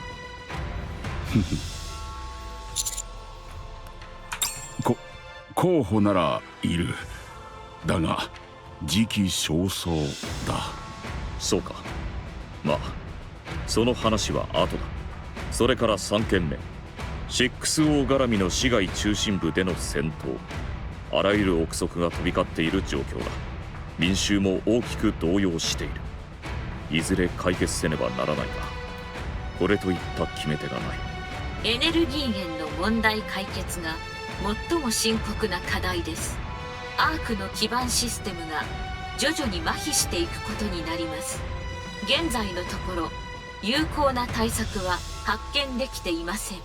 地上からの物資を増やして補えないの？アーク近辺の資源はほぼ枯渇している。資源調達には遠方に出る必要があるが、遠くへ行くほど危険度も必要な時間も急激に上昇する。それに資源だけの問題ではない。資源を手に入れてもそれを加工するエネルギーが不足している。ピープルのマインドも深刻ですね。ミステリーなグループが目に出来上がっています。いつどこでどうプロブレムになるか分かりませんね。 The conference chamber falls silent. 君の考えを聞かせてくれ。ああ、君なら何かいい解決法を持っていそうだ。なんといってもかの特殊別動隊の指揮官だからな。Well, everyone looks at me. Bearing the weight of expectations, I open my mouth to speak. I propose the third surface reclamation war. Silence falls over the chambers once more. I press on. The Ark's power source is effectively beyond saving, which means we have no choice but to abandon the Ark. The surface has more natural resources in abundance, such as the sunlight and water. In contrast, the Ark consumes vast amounts of energy just to sustain light and water sources. Yes, our infrastructure will falter at first, but we can't just sit back and wait for death. Everyone in the conference room listens quietly. I propose this third surface reclamation war, with Dorothy leading the charge. We legitimize everything Dorothy said. We announced that all of this happened because the Queen descended to the surface. We attribute this string of incidents that occurred in the Ark to the Queen. The central government kept all this secret to prepare for the third surface reclamation war. But in the wake of Dorothy's revelation, decided to go public to prevent anything worse. Since we cannot let Dorothy's words turn out to be a lie, we place Dorothy at the vanguard. Additionally, I demand the restoration of her reputation and that of the entire Goddess Squad. 個人の思惑に依存する部分が多く混ざっているようだな。I won't deny that. ドロシーを説得できると思っているのか。She will. ちょっと、第3次地上奪還戦って正気なの？ラプチャーなんて無限に湧いて出てくるのよ。また岩に卵をぶつけるようなことをやるつもり？ラプチャーは無限ではない。はあ？これはすでに判明している。ラプチャーはもう無限ではない。エニックも検証済みだ。それどういうことよ？ Summarized. The Ark can no longer serve as humanity's home. The Queen has descended. The Raptors are no longer infinite. With Eden's new technology, our equipment production output is sufficient. The Ark's strength is at its peak, and our comrades on the surface will be great assets to us. The time for the third surface reclamation war is now. If we don't do this now, it would be impossible later. If not later, then it would be never. 私は賛成する。まだ投票は始まっていないぞ。賛成に決まっている。地上奪還、口にするだけで奮い立つ。我がエリションはこの時のため、今までタクティカルの道を。Yep. I just love how angry when the full whack is line and be like, yeah, I'm in instantly. Granted, Lacus is more of a peacekeeper, pacifist, and yet uses well, pretty much resort in war anyways to Well, team peace. But yeah, anyways. 行くぞ AZX 行くぞアドマイヤーそして勝利の翼もうタクティカルってうっさいわね。面目ない私としたことが我を忘れてしまった。大規模な地上派遣をするってことね。検討の必要はあるがそうなる可能性が高い。いろいろな面でこれが最後のチャンスになるだろうからな。そうよね。仕方ないわね。あれの再点検もしておく。日頃からきっちり管理してるから問題は出ないと思うけど。頼んだ。何よ、お前知らなかった？アークは地表へ浮上できるの。何？アークの名前は伊達じゃないのよ。最初から地上に上がることを見越して設計されてたわけ。はあ。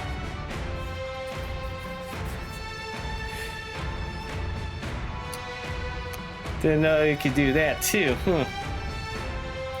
Interesting. So it could be like Terra Venture from Power Rangers Lost Galaxy, only except flying in the sky and Earth than in an actual space. Did Arkin rise to the surface? 同じことを何度も言わせないで。そう、地上に出せるのよ。I don't believe it! エニック。はい。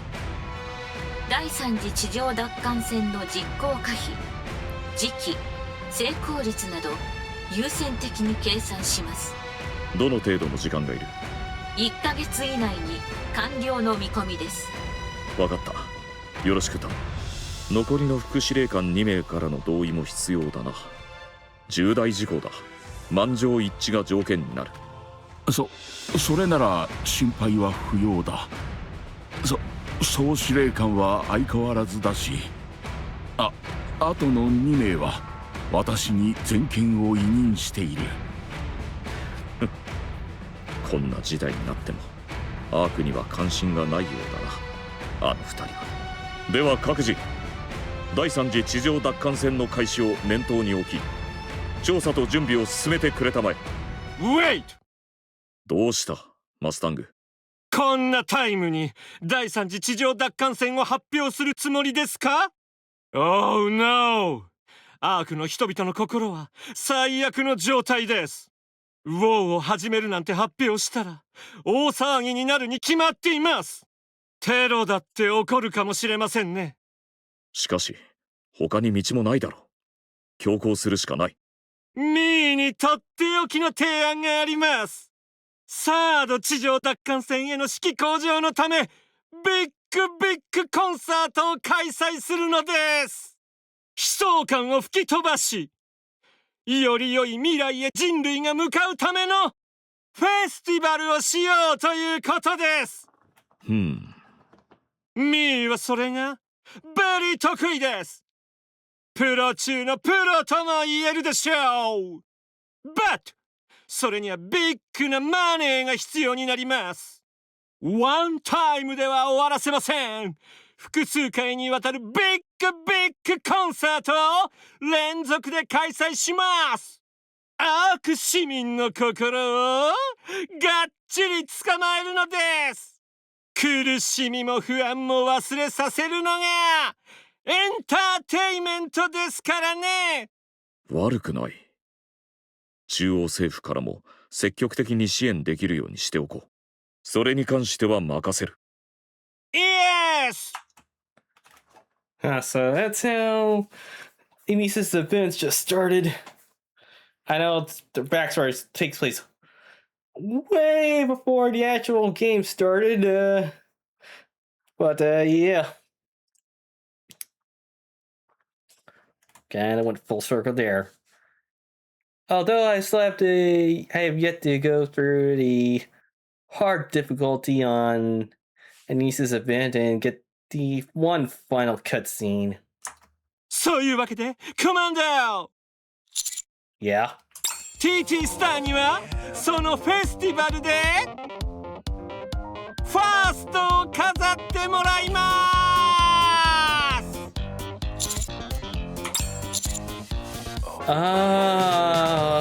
Okay, yeah. Repair center. 2 more. 気がついたか。社長。教官と呼べ。は、教官。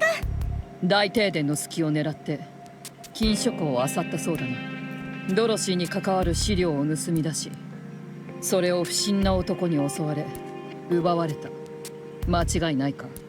えへん、その通りです。堂々と胸を張れるようなことか。アルカナの通報があったから手遅れにならずに済んだ。あと少しでも遅かったらどうなっていたかわからん。まあそうならなかったわけですし、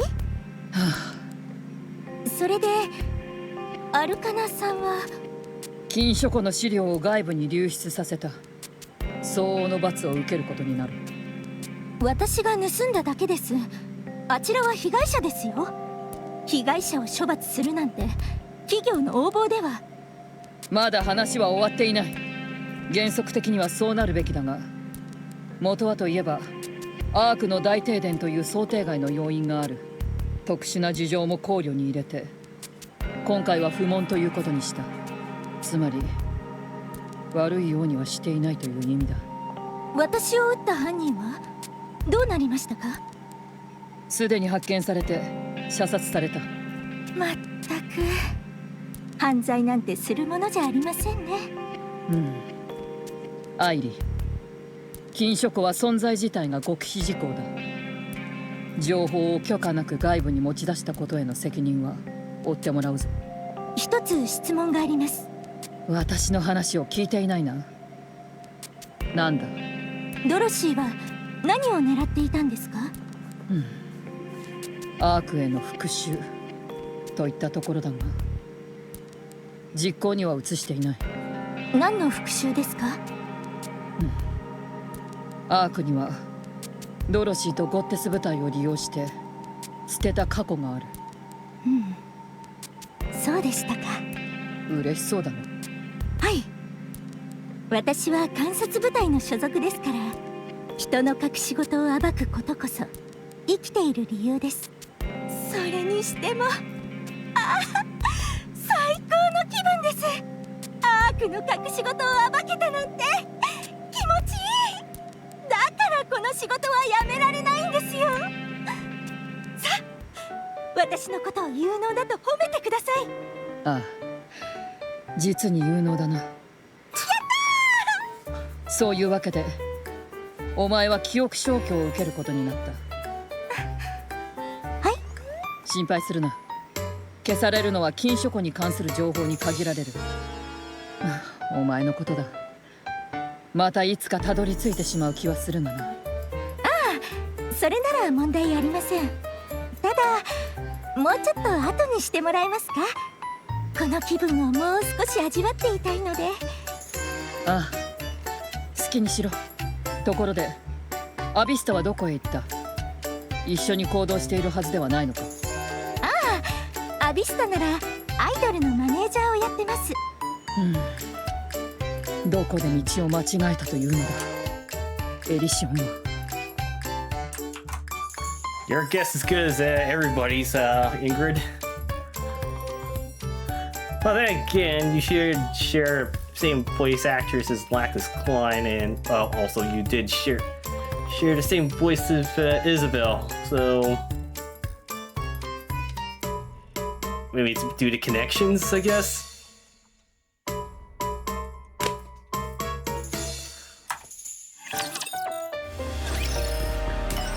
Go to the command center. Oh, wow. That one's short.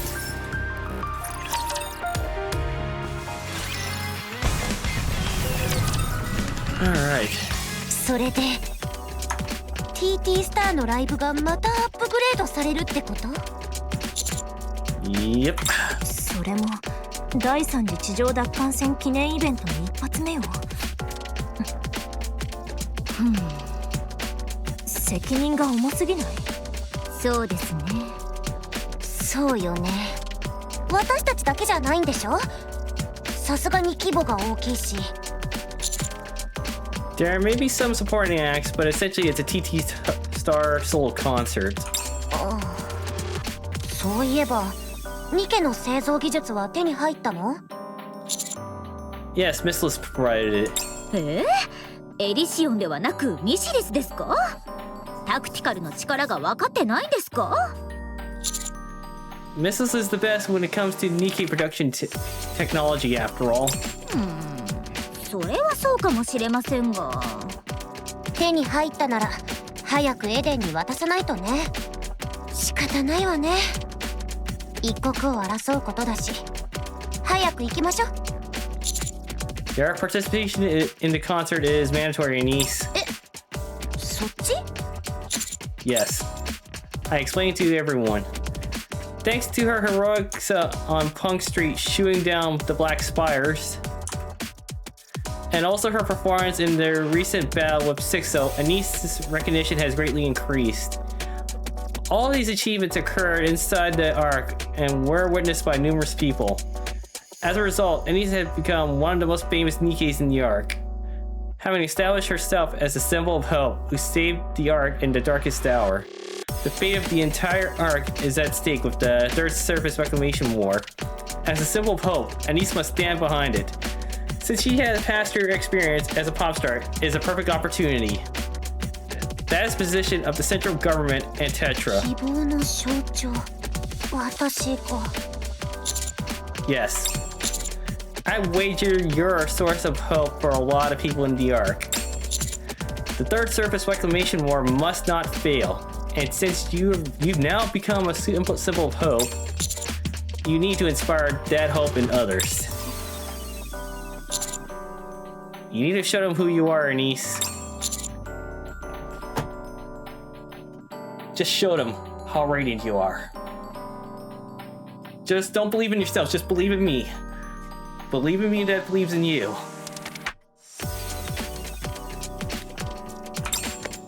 Rappy and Neon placed their hands on Anise's shoulders. 調子に乗りすぎてはダメよ、アニス。ちょっと人気が出たからって足元をおろそかにしちゃダメですよ。まだ始めてもいないでしょうが。それでエデンは私抜きで行くってこと？ No, we'll catch a concert first and go after. それで大丈夫なの？ This doesn't only concern you. It's also important for the counters. We'll finally get to see the fruits of your labor, for our labor. I think it'll be a good source of motivation for what's to come. Going to eat it after the concert is the right call. Some of the Nikke production technology has already been sent already. The important parts must be delivered in person, but they can at least start setting things up. So get yourself ready. Let's put on a show and make it showy. And yes, ironically, that was a line from Ryota Ozawa, aka Captain Marvel's from Gokaiger, Mal's colleague.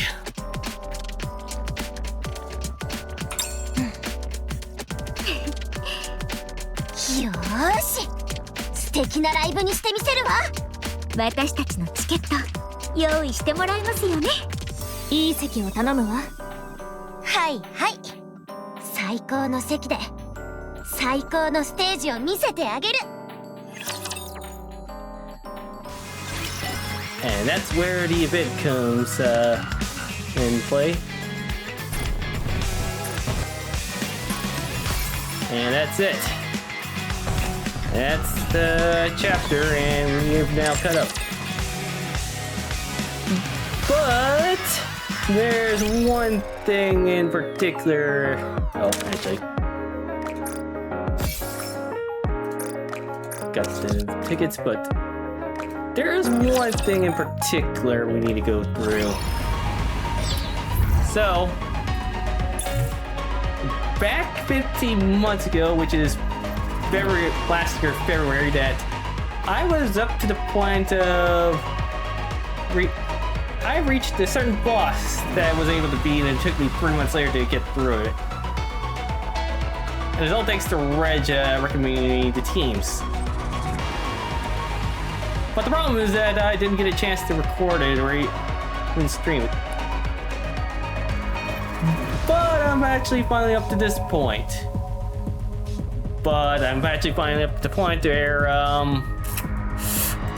Yeah, that kind of cost me my position in the rankings, so I'll show you what I mean.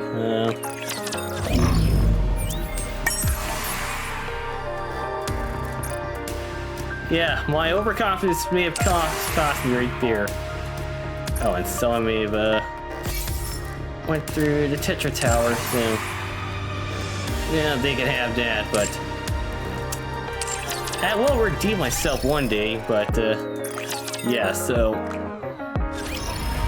But saving this moment on stream might have cost me, so that here we are. Yep, Mother Whale, or Queen Whale. I was not able to do this until I got through it, but that was on normal mode. Now I finally got up to this point to make it up, so.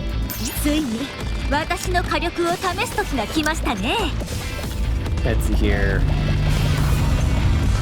Well, I do have enough combat power for that.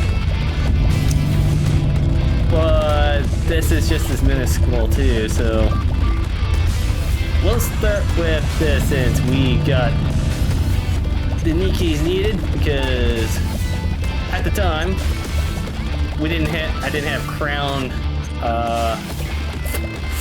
Siren, or even Snow White's upgrade form at the time. I mean, those two weren't released at the time, so that makes sense. I did not have Crown. I believe it had Leader, Grave, and Alice, I believe. I can't remember the last line. Going through Mother Whale and normal difficulty to finally get through it, so. But yeah, anyways. Time to make it up for lost time. Alright, it was at this month I got back to Nikke, so. After going through this.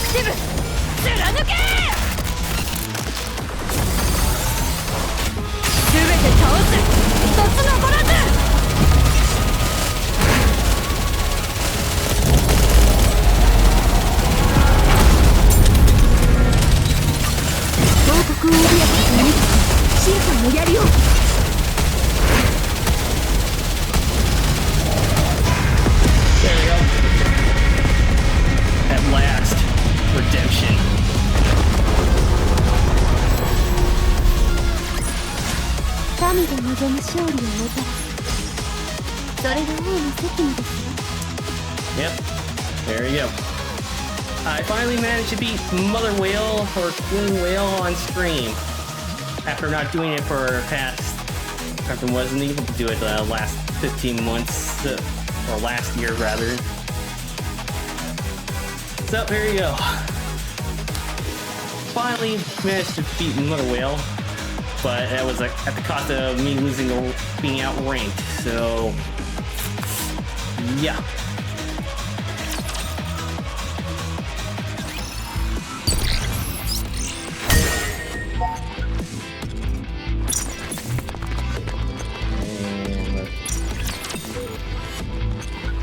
Through there because I don't plan on going through this, or at least on stream anyways.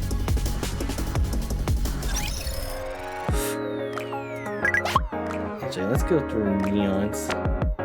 Faster! What am I supposed to do with this empty feeling? Huh? It's like an elder lady who has to say goodbye to her lifelong partner. What happened? Now that my glasses don't glint anymore, I feel weirdly empty. Is it really that big of a deal? Is it really that big of a deal that it's not glinting? Of course! Do you know how important that is? The one light glints off my glasses. It's like I just had a breakthrough and solve every mystery. And it makes me look insanely smart. I see. I used to be able to look down on... I used to be able to look down at people, go heh heh, and come on like some kind of mastermind. But now, I can't even do that anymore. So yeah, a lot of what made me is kind of gone. Even my intellectual image took a hit. Do you think one straight's enough? Ah, I see now. I get what you mean, Master. I wasn't thinking straight. You're saying I shouldn't spread myself too thin. Instead, I should pick one thing and really commit to it, right? Can you see it now? Yeah. Neon means firepower, right? So Neon means Neo firepower. Glad you're feeling a little better. Thank you, Master. I almost lost sight of who I am. Just because my surroundings change doesn't mean my core has. I, your humble student, will get my head back in the game. And I'll be sure to enjoy my firepower to the fullest. Yeah, you got this. And we're gonna need this for the next couple of chapters later. Yes! I'll get my head straight and report back.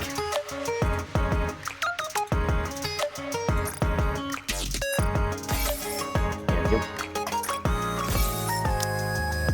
Yeah, more gems. Alright, so. Let's see here. I normally just. If anyone's been inactive for like 3 days, so. Let's see here. Listless legs. Nope. Tetra. No, actually, I need rapture cores. Because I'm way more down with those more than the creds at the moment, so. Alright then, so. I guess that's it for Nikke, and we're not going to come back to it for quite a while. But it does leave a question, which I didn't post up my stream schedule, that what's next? So, well, we all know that Snowbreak didn't fail to come back online this month, well, April. Gotten reports that it may open up sometime in this month, but I'm not gonna hold my breath, but I'll keep an eye on it, of course. But if it does come back on, obviously I'm gonna come back onto it and we'll continue more Snowbreak, as we just finished the Containment Zone story, so yeah. But if not, well, I know Time Stranger's in line, so maybe we'll get to that, but who knows. So, alright then, so hope you guys enjoyed this stream or this video archive of this. I'm Steve, and I'll see you guys next time.